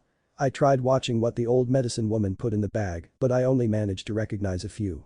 Ashwagandha, ginseng, schizandra, and holy basil. I did not need to hear the rest since I managed to associate exactly what my Guy bought them for.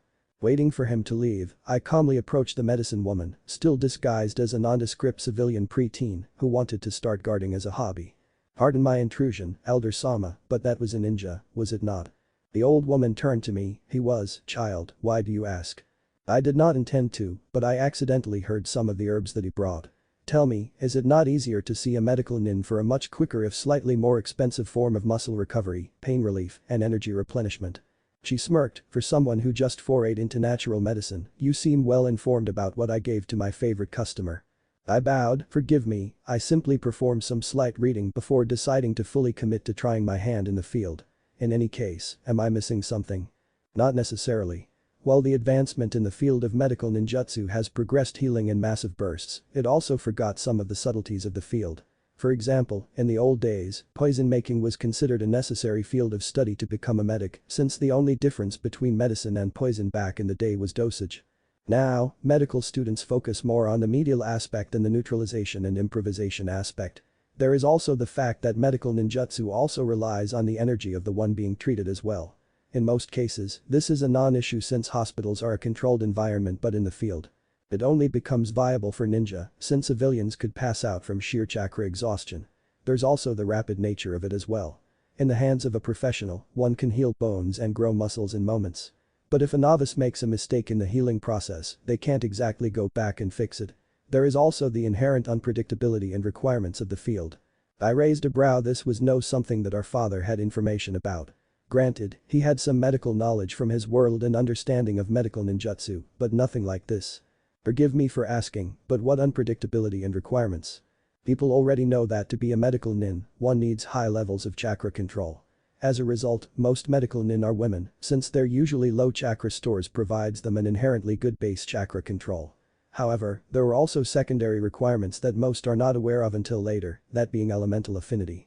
The light bulb went off in my head. Ah, you are referring to inherent natures of elements and their effects on ninjutsu techniques. She smiled, good, you understand it. Tsunade was lucky that she had a natural water affinity, as its adaptability and versatility allows her most options in healing techniques, as well as amount and degree of application, plus the number of surgeries she can actually perform without issue. Other elements are less fortunate as they are limited. Lightning nature medics are specialized in neural medicine and brain surgeries, but weak in actual treatments. Earth nature is second only to water, but they are used more in the role of stabilizers or for accelerating recovery by strengthening the patient. Fire nature is only allowed for healers and even in monitored capacity, as their element allows them to accelerate cell recovery and body regeneration, but one misstep and they can give their patient cancer. Finally, wind natures are not healers, they are only surgeons. Desired of course, but for those who spend a great deal of time learning to heal, realizing that they inherently are weak medics is rather depressing. Thinking it through, it made perfect sense. So why is natural medicine used in certain situations? First, it's something anyone can learn, which is why it's still so popular with civilians like yourself. Secondly, it has a gradual and natural effect on the person using them, there is no sudden change in the homeostasis of the body. Third, at times, herbs can do things that ninjutsu can't not. Such as elevate depression or to aid in pregnancy. Now you are getting it. If this was a metaphor, medical ninjutsu is like a hammer. Blunt, general, encompassing, strong, fast. Natural medicine is a carving knife used by craftsmen. Precise, slow, gradual, specific, patient. I nodded understanding the message of what was being told. One last question, Elder. Did Tsunade ever study natural medicine? She gave me a full smile. How do you think she figured out some of her legendary techniques? Observing the effects of herbs allowed her to figure out the body's reactions and its subsequent effects on the body. Out of curiosity, I did some mental math. Coming to a logical deduction, I inquired further, were you the one who taught Tsunade about the benefits of natural medicine? Okami no. I was barely older than her when she came to my mother for advice. She only stuck long enough to get the basics, but knowing her genius, that was all she needed. Considering that Tsunade was just in her 40s and this woman looked like Hiruzen when the manga started, I am thinking she was being generous. Being a good person, I decided to indulge her. That is nice to hear. Does that mean you intend to pass this store to your children as well? She actually frowned at that. Unfortunately, my daughter is an airhead and my son is a chunin in the analysis team. Thankfully, his wife is pregnant and hopefully, those smarts pass on to his kid. One can hope, I smirked. The medicine lady seemed to decide on something and reached for a book behind the counter and gave it to me. I flipped through it, a cookbook. People may laugh at the concept of foods that are hot, cold, and neutral, but certain clans do buy into it.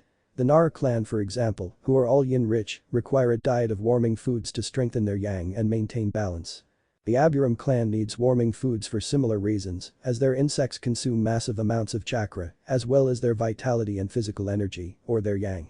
The Akamichi clan, on the other hand, need a diet of cooling foods to do the opposite of the Nara. In any case, there are merits to at least give this topic a shot. Seeing no harm, I decided to pay for the book. Did not hurt to have someone among them be a cook. Hero. Okay, going over the checklist one more time. Cooking utensils and books. Got it. Food surplus to last for a week or so. Get it when going home. Book on sewing, home repair, and crafting. Check. Clothes for all personas. That took a while actually, but check. The turntable for home and cassette player for travel, as well as a wide selection of listening material all sealed in scrolls. Double check. Something about vinyl just sounds so much better than cassettes. I'll wait and see how the nations deal with CDs in the future. Some mishmash of furniture and home decorations. Dubious check. More than likely the other personas will have already bought something of interest or they will build something themselves. Hence the books. So a few more checks and I am done. I looked at the sun, noting that it had been a few hours already.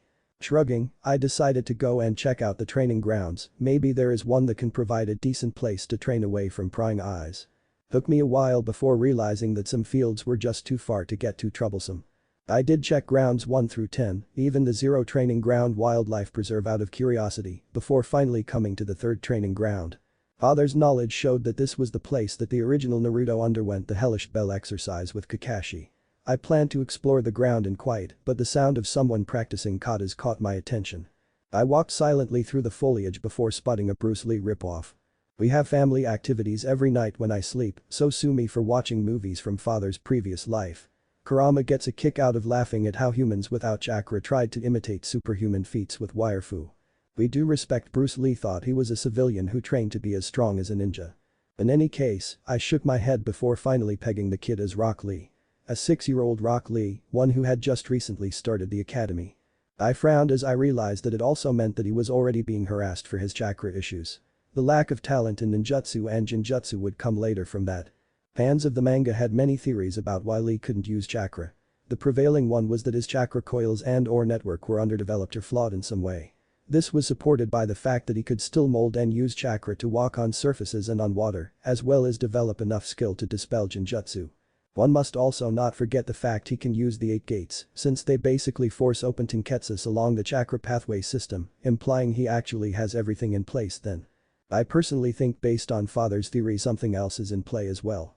Chakra is the mixture of physical energy and spiritual energy. From our reading, physical energy is the energy collected from each and every one of the body cells and can be increased through training, stimulants, and exercise. Sounds simple enough, it's the energy the body possesses. It's why the clans that had naturally high vitality and longevity, Senju and Uzumaki, had such a leg up in the chakra amount department. It's the other one that gets tricky to pin down. Spiritual energy is understood to be derived from the mind's consciousness and can be increased through studying, meditation, and experience. To me, that reads as willpower or the motto of I think, therefore I can. Perfectly reasonable. Ninjutsu and jinjutsu are basically the user's willpower affecting and imposing their reality on the rules of the universe. It would also explain individuals like Yakumo Kurama who lacked a healthy body and as such, had high skill in Genjutsu.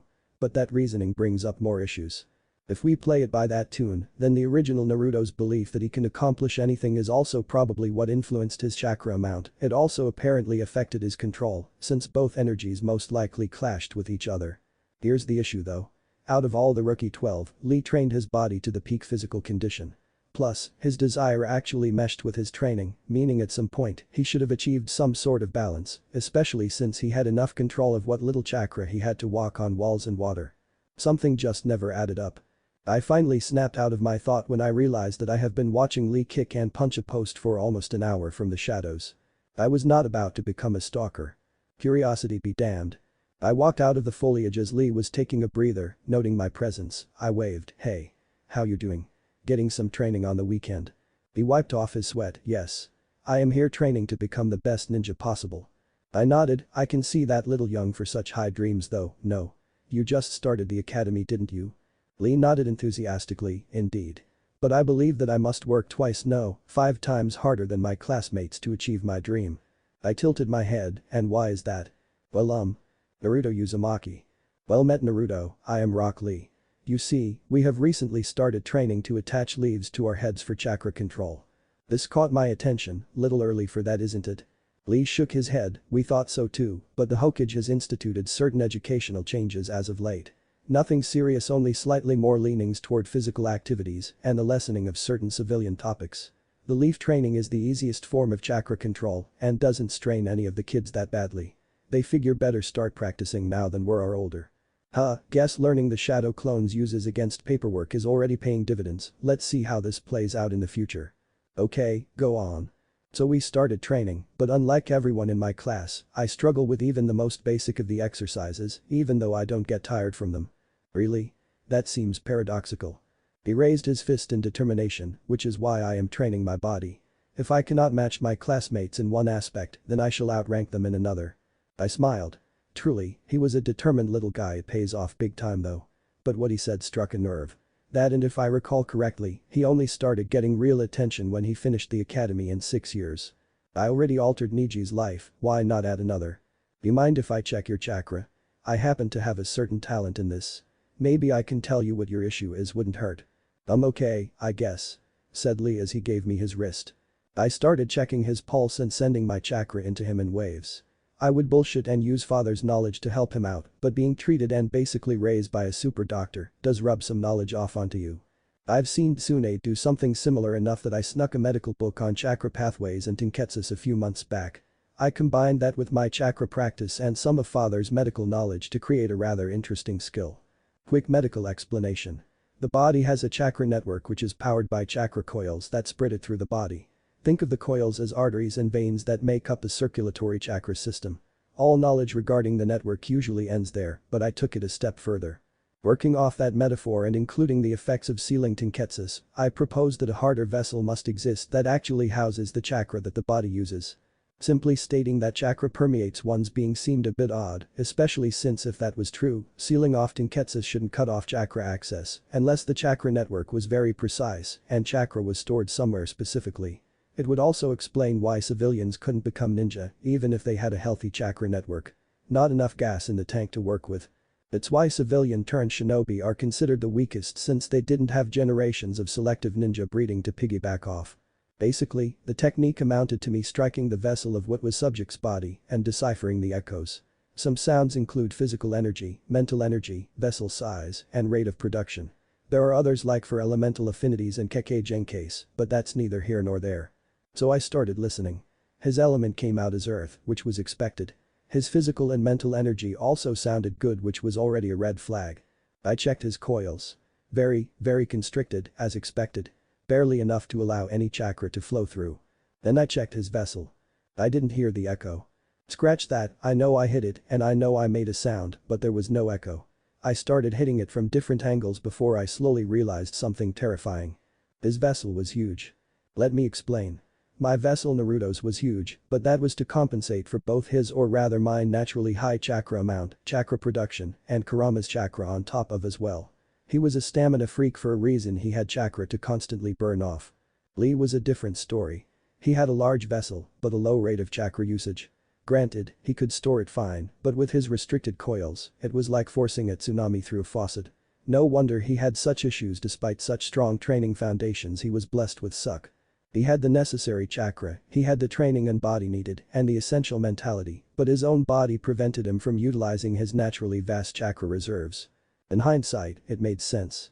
He was the only one other than a few jonin who managed to perform the 8 gates, implying that he had enough inherent chakra strength to deal with the feedback, something that no genin and most chunin didn't have. Hell, it even explained how he had the stamina to keep up with the chakra monster known as Naruto. Wait, natural chakra, nature chakra. Oh sweet Kami. Naruto had trouble achieving sage mode because he already had a huge amount of chakra to work within an overflowing vessel, paired with his horrible chakra control. Lee is basically an empty container since he can't get his chakra out, meaning that he always has a finite controlled amount within his body. And if rumors were to be believed, achieving sage mode has been known to achieve some rather powerful regenerative and healing capabilities. Naruto, are you alright? You're sweating a lot. I pulled my hand away from his wrist, realizing that I was in fact sweating, from fear or exhaustion, I didn't care. I slowly realized that I was staring at a sleeping dragon, a very, very big one. I started breathing in and out to control myself. Lee, I want you to listen to me very carefully. Hear me out completely before you react. We both sat down, Lee becoming both serious and frightful of what I found out. First off, your natural affinity is earth. Secondly, you will never be a normal ninja. Lee was about to cry before I raised my hand, I said normal ninja. That caused him to stop and wipe his tears away. I am not going to explain what is wrong with you, mainly because I suspect I am the only one who can confirm it besides Tsunade-san. Just understand that this is something that is never really checked, but it can be abused. Lee noted my apprehension. Good, he realizes that it is serious. What you have is a double-edged sword, detrimental if not forged properly, and potentially world-shattering if trained correctly. Lee gulped in shock. I am strong. No. You have potential to be strong, but right now, you are weaker than the average trainee. You still need training, specific training, very specific training. I rubbed my chin. I'll have to talk to someone at one point, but for now, I only have one solid piece of advice to you. Seek out a genin by the name of Might Guy. Might Guy? He is also known as Konoha's sublime green beast of prey. He is in a similar position as you, not good at ninjutsu nor genjutsu, but a master of taijutsu. Really? Yes. Tell him your story, beg him day and night to take you as his disciple, do everything in your power to convince him otherwise. And if he ever asks, tell him that you have the disposition of a sage. If he inquires, tell him that the one who examined your chakra told you this. If he reacts as expected, he will go to the person I will talk about your case. Lee wiped off his tears as we both stood up. Does that mean I can be a ninja? I smiled, yes. One day, you will make a fine ninja. Not a normal ninja, though. Rather, an outlier. An outlier? Someone outside the norm. We have great ninjas, good ninjas, superb ninjas, geniuses, savants, and even gods among men. But then there are people like me and you, outliers, uncategorizable for one reason or another. Lee stared in fascination. What makes you an outlier? I laughed at that. Trust me, compared to me, you're freaking normal. Maybe you'll find out one day. In any case, take my advice. Heck, based on the time, you can probably catch guys and dare on around the village. I pointed at the gates of Konoha. He finishes there after running the gate circumference 10 times. Lee stared in shock. 10 times.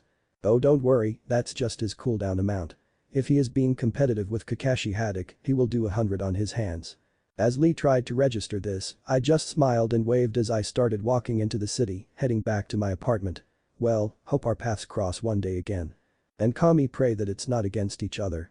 Kiero walked into his apartment through the front door, since he still suspected that an Anbu was watching him, and registered his brothers waiting for him. Aka was almost passed out on the couch, mumbling something about drinking Anko under the table and winning rent money which we didn't need.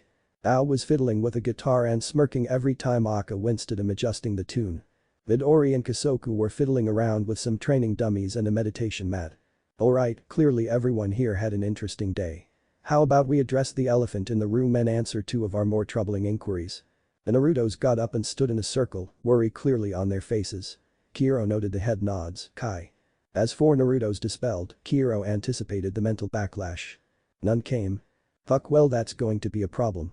Jumping straight to the second issue, Kiero made a cross sign and used only his chakra signature to make copies. Alright, one of you try to summon yourself. One of the clones morphed into Ao, which was super weird since it was an actual morph. Kiro watched along with his copies as the hair changed color and actually grew. When all was done, 2 Kiros left the room, did something, and the audible sound of being dispelled was made. Well? Ao shook his head, apparently not receiving whatever the Kiros did. Double fuck, this is going to make abusing the shadow clone training method tricky. Hey, Kiro, Ao, get in here. We may have figured out a solution to the first problem. Kurama stared at the giant sakura tree that formed in the center of Naruto's, does the term apply in this case? Mindscape, only a few feet behind his usual meditation spot. Well, he calls it a meditation spot since calling it chakra dispersal zone seemed too clinical. Kiro and Ao walked toward their brothers and Kurama, all looking up at the tree. Kiro, was this here before? Kurama, nope. It formed right after the 4 entered back into your mind. Scared the crap out of me when it suddenly started growing out the ground, haven't seen anything like that since the Mokuton. Midori, anyone else bothered by the fact that the sakura tree has yellow leaves instead of pink? Bisoku, I think I know why. The brown-haired boy approached the tree and placed his hands on it. As he did so, brown leaves started to grow on the tree. Kiro, hey, I know what you did today. And Kami shit. Everyone, what? Kiro, deposit your memories and you'll understand. As red, green, and blue leaves appeared on the sakura tree now dubbed Kyoku no Kai, the tree of memory, Kurama placed his paw on it last to see what transpired as well. Aka, wait, why are you checking the memories, Kurama? Weren't you with me today? Kurama, no, you only felt my presence. I was only in Kiro the entire time. You'd think your little memory experiment would explain why. Ow, guess that's another issue we're going to have to work around. No near limitless chakra for everyone to share. Bisoku, that is not the only thing we must worry about. The Kyoku no Kai has a weakness as well. It only gives memories no context. I am checking Midori's memories and I do not know any of the weapons he saw at Tenten's parents' shop. Aka, and I don't get any of the plant crap hippie boy other there studied either. Kiro sat down on a rock in a meditative pose, thinking about everything that transpired today. Kiro, alright, let's address everything point by point. Our little Naruto council seems to present us with several disadvantages. Point 1, shadow clones can only transfer knowledge to personality it was made from. Ow. Point 2, memories of events that were carried out by one person isn't recalled by another unless it's part of the tree. Midori. Point 3, even if said memory is part of tree, the knowledge related to said memories is not present unless we choose to add it to said tree. Ergo, unless we put it into the tree, you have to learn about what's in the memory to understand it. I guess we are all specializing then. Aka. Point 4, unless we henge to look like Kiro, I mean Naruto, we will look like we do in here. I am assuming this is something we will have to tell the Hokage eventually and maybe pass it off as a Kekkei Genkai, a weird one, but one nonetheless. Bisoku. Point 5, the physical training will also have to be carried out by the main body, as inhabiting one the clones is still training as said clones, meaning that only the muscle memory will carry over, not the muscle mass. Kurama. Point 6, there is only one of me and 5, no wait, 7 of you in here. I can't be everywhere, which means neither can my chakra. You may all be Uzumakis with large natural reserves, but unless I can transfer between each one of you while in combat, spend your source wisely, especially since as clones and not the main body, you will have a finite amount to work with before dispelling on your own. Ow. Point of order, can we all agree to at least put some general knowledge into the tree for all to share? We can keep out professions and interests to ourselves, but other stuff we can share, agree? Aka. Agreed. But don't share any knowledge regarding jutsus or anything that requires specific elements. Everything else is fair game. Also, point of order are books that we memorize perfect recollections. I don't want to reread a book someone else has read already but not put into the tree. Midori, I think the written word isn't so much of an issue as muscle memory, as we all technically share one body. Can it handle whatever we plan to train in if Kiro is mainly going to be the one handling the actual muscle training?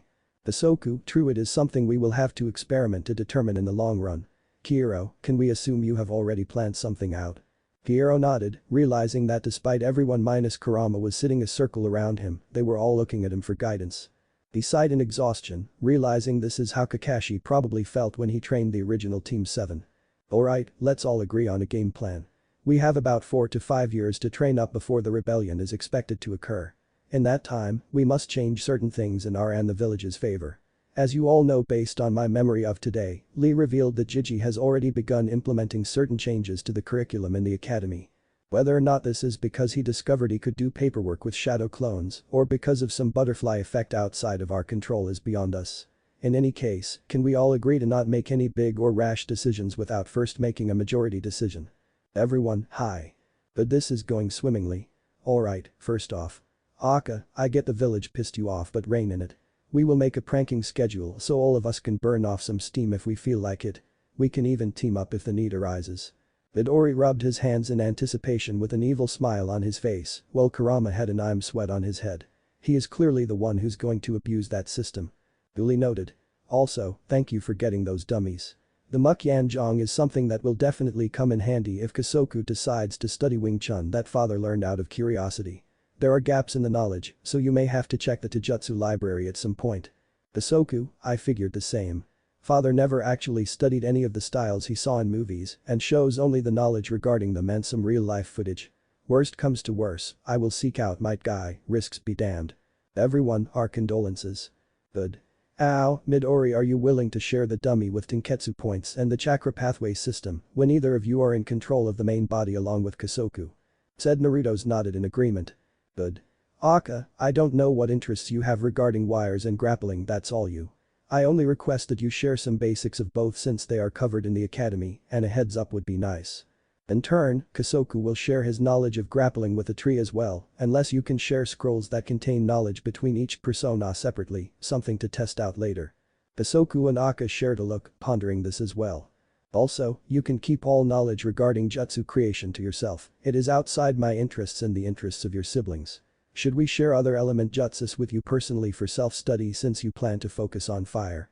Aka, keep them to yourself, I am too green to confuse myself with that much influx for now. Give me a few years before I can at least make some headway in the field on my own. Plus, I want to focus on fire jutsus. Fine, everyone will hoard respective elements jutsu repertoire. Just tells us when you are ready. Also, just because you can outdrink Anko doesn't mean you should. Your incentive to befriend her early on is not without merit though. Ow, can I assume your Fukinjutsu studies will eventually deal with that particular hindrance? Ow, on it. It will take time since I don't have a subject to test it on. Better that way. You left the extra money with the rest of the stuff you bought, right? Aka smiled awkwardly at the glare Kiro was giving him, but he nodded nonetheless as he rubbed the back of his neck. But that's our splurge budget. But still, that's the last time we drink like that in public. Everyone nodded except for Aka, who hanged his head in shame and slight annoyance of not being allowed to drink anymore. He enjoyed the flavor of the sake. Ow, please focus your studies on resistance seals. Our main body is too young to use gravity seals for training, but resistance won't strain our growing body. I'll buy the conductive chakra ink when you are certain you can do it. I'll practice the guitar strings to ready the fingers for you when you are in control. Ow, thanks. Midori, good job befriending the Hyaku and changing Tenten's interests. I will talk to Tsunade in the near future about possibly teaching her the strengthening technique. Can I assume you desire to forge weapons in their shop? Midori, hi. Hiro sighed, we will consider it. Can you practice Bukijutsu mentally? Good. If we find anything of interest for you, we will share it. If you get ideas that you need to write down in the real world, just give me a call and I'll make you a clone. Midori just gave a wide open smile that Naruto was known for. Seriously, it was unnerving how much Midori reminded everyone of the original Naruto. Except unlike the original, he wasn't as dense or stupid. This is a fact, not an insult. Hiro turned to Kosoku, I guess the book you brought on resistance and weight seals came in handy, huh? The brown-haired me smirked, indeed. Alright, I'll read it and now can get started on learning. I also scanned the books on herbs and other stuff you got, flipping through them should be enough for my mind to remember them perfectly for recall for you to use. Speaking of which, you want to study under that elder woman by any chance? Kosoku pondered, not for the foreseeable future. Like Aka, I do not have an understanding of which to work. Someday maybe. I will strike up a conversation in any case. For now, I wish to hone my physical skills. Speaking of which, I will check the library for all of you guys, don't worry, said Kiro as he raised his hand. Anyway, I guess my training plan is set in stone then. Which will be what, exactly? I looked at Kurama, why, the very basic physical conditioning and chakra manipulation. Kurama tilted his head, manipulation. Not control. Same family. Manipulation is after shaping, which is after control. Since I am primarily in charge of the body, I have to prepare it for these guys in the future. The physical conditioning should strengthen me up and chakra control because I find using hand seals tedious. You find using hand seals the necessary part of every jutsu tedious? I waved my hand, it's too much of a hassle, no offense, Aka, to memorize them all. Sure, I'll train my hands, but I see seals as crutches. Aren't the veterans able to shorten hand seals needed for jutsu with time to like, one seal? Yes, after years of training and conditioning their body to respond to said mental command. So what? If reality can't keep up with me, that's its problem. If I can't force jutsu into existence, then I'll just learn to manipulate chakra to the point that I won't even need jutsu. Kurama got curious, what do you have in mind? I smiled, 2 techniques. Chakra threads and Rasengan. Kurama thought for a second and then gave his most evil smile, oh, you're evil. I raised a finger, not evil, just lazy and knowledgeable as to how to play the game. I got up, well, you guys have the game plan, I got to return to the real world. I have to set down the furniture, get the shelves in place, cabinets filled, plants planted, books organized, dummies propped. I also have to figure out a system for all the clothes Kosoku brought. Thankfully, he brought them in multiple colors. Wonder if Ao can make a seal that changes clothes with whatever persona is in charge. Ao, should be simple enough since we all have distinct chakra signatures. Well then, say Nara. I opened my eyes and noted the clock, almost a minute. Good, seems like the whole mind faster than real-world time dilation works. I summoned a few shadow clones. You guys know what to do. As my flock ran off with a game plan in mind, I had an appointment to keep. Okage-sama, Naruto is here to see you. Hiruzen looked up and checked the clock while 2 of his clones kept writing. Almost 7. Let him in, Shina. I am almost done anyway. Hiruzen smiled as he saw Naruto walk into his office. He feared the worst when his status as the Jinchuriki was blabbed, but it seems with Tsunade and Jiraiya constant watch plus Anbu he was relatively normal. Hassled by some civilians, but mostly normal. If you disregard the fact that he looked older than a 5-year-old, had whisker marks, nails that needed filling, that was an odd conversation to have, and canines. Still, Hiruzen couldn't help but feel at times that something else was off with his favorite prankster. Naruto looked up at him, guess paperwork finally agrees with you, Gigi. It took time, but I finally figured it out, chuckled Hiruzen. 1 year. 1 year of using shadow clones and Hiruzen never felt better. He already noticed that the rate of gray hairs growing has nearly stopped. Minato's advice to train physically while recovering chakra has done wonders for him. He feared how far he would have fallen power-wise had he not discovered the technique's application. Sure, he couldn't practice jutsu, but staff training with Enma and seals. That was good enough to keep him at least in his physical prime, age be damned. He was the Hokage, damn it, he had a village to protect. Naruto started at his copies, I see that your copies are easing your workload. Hiruzen's eyes slightly narrowed, and you know what they are, how? Jiraiya, replied Naruto nonchalantly, used them to help me move today. Heard you've been implementing some new curriculum in the academy. Yes. I noticed that certain individuals have slipped in bylaws in past documents and such. Benefited the civilian-born students who entered the academy by making classes geared more toward the intellectual rather than physical and ninja-related. How did you hear about that? Naruto approached Hiruzen and sat in the chair in front of his desk, met an interesting kid in a training ground, Rock Lee. Nice kid, dedicated to the will of fire. So what do you have in mind for the academy? Less math and sciences, more survival training. Hiruzen smoked his pipe, survival training may not be a bad idea, but removing the sciences. Civilians will put up a hassle. Naruto shrugged, then just modify the existing problems into ninja-applied scenarios. Physics and math. Shuriken throwing. History. Hidden villages, essential clans, famous battles, and strategy. Biology. Chakra network and Kekkei case. Literature. Well actually, keep that one as it is, kids need some normalcy. Hiruzen considered this, that actually has merit. That's how Ruka teaches me from time to time, keeps me interested. I'll have to ask him about that, maybe the academy does need a newer outlook on its lessons. He is chunin, no. Perhaps I can convince him to take teaching classes until he is old enough. Bro, and Shizuka as well, I think she needs to get away from Tsunade from time to time. Hiruzen smirked, I am sure that she gets enough time off as it is, Naruto. If you only knew the excuses that Tsunade has to come up to get her out of the office. Anyway, started off Naruto as he leaned in, can you put up the privacy jutsu, Hokage-sama? That stopped Hiruzen cold. Naruto never called him Hokage. What's wrong, Naruto? Nothing is wrong, just something I think you should know about Lee. I am just not sure if it's going to be a secret or not. Hiruzen narrowed his eyes as he dispelled his 2 clones for a chakra refund. Anbu stay. Yeah, I think they should hear this as well, they might know what to do with this information. Now Hiruzen was less worried. How Naruto knew that he had 3 Anbu guarding his office at all times was beyond him. He cocked it up to Naruto's talks with Jiraiya, but if he wanted them here, then it wouldn't be an A-class secret or more. Privacy jutsu later. Alright Naruto, go on. Naruto breathed in and out, I got curious about Lee's condition, you know, his chakra control issues. So I tested out a technique I've been experimenting with to see if there was something wrong with his network. Don't look at me like that, Gigi, I've seen Tsunade do it all the time. Anyway, mine's a little different and all, so I kind of figured out what was wrong with him. Oh? Asked Hiruzen. He had heard that Rock Lee had difficulty manipulating chakra, but so did Might, and look how he turned out. And what was wrong with him? Well, say that a person is like a water storage tank, with water being the chakra. Some people have large tanks, some have small, some have fast rates of water buildup, and some don't.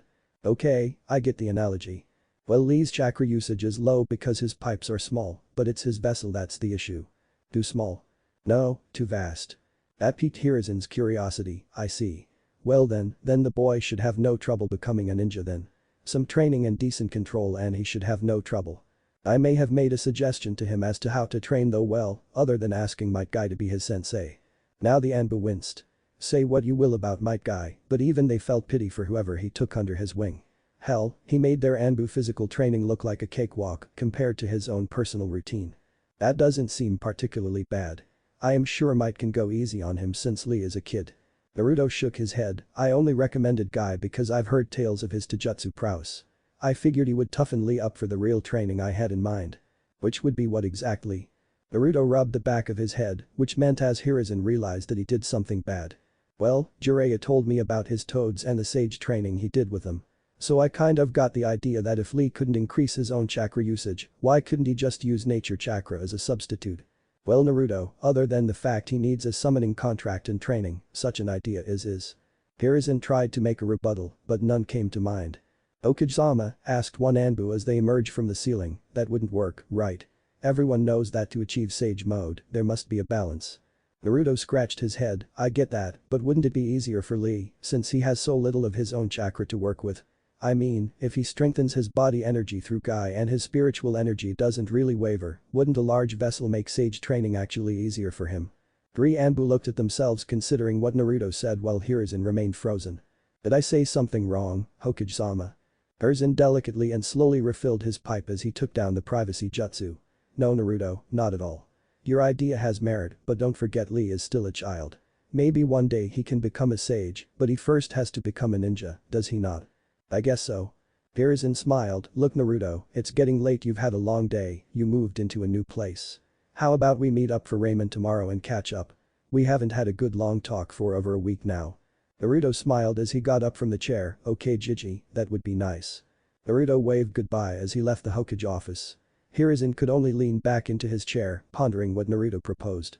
True, having a lot of chakra at beck and call made mastering sage training more difficult. Granted, Jiraiya was impatient to begin with, but his vast reserves are probably what made him get annoyed with the training. But still, to consider using someone who had naturally small reserves and a large vessel for sage training. The potential was frightening.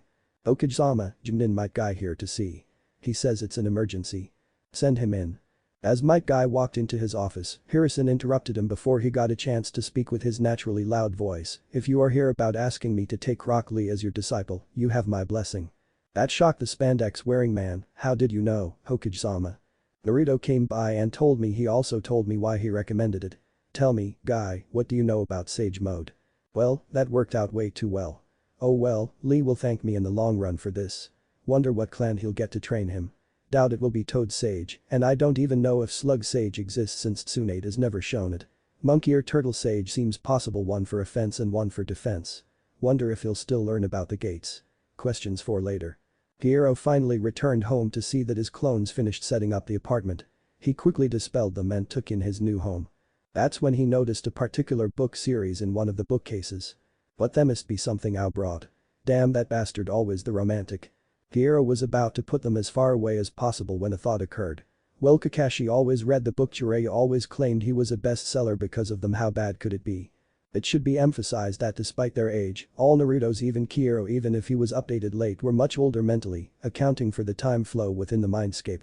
Them reading semi-legal published porn was not out there since they were basically teens in a kid body. So, taking the plunge, Kiro opened the infamous orange book, golden light shining from its pages. Kiro finally closed the last of the published series, feeling ragged. He suddenly felt his aching body and tired eyes. How long was I reading for? When did the sun come out? He then noted that he finished the whole series. Kami, damn it. Jiraiya woke up in a jolt. Jiraiya, it's 5 in the morning, get back in bed. Sorry Haim, it's just I felt a disturbance in the force. Unless that disturbance plans to help you in not pissing me off, get back in bed. Jiraiya sighed, sure thing Tsunade, sure thing. Besides, it can't be that bad. What if Naruto rokudaime hokage rinnegan chunin exams, and thanks for watching my video till the end. If you enjoy this content then do consider subscribing to my channel and leave a like if you guys need the next part, comment down, and thanks for watching the video and see you guys in the next video.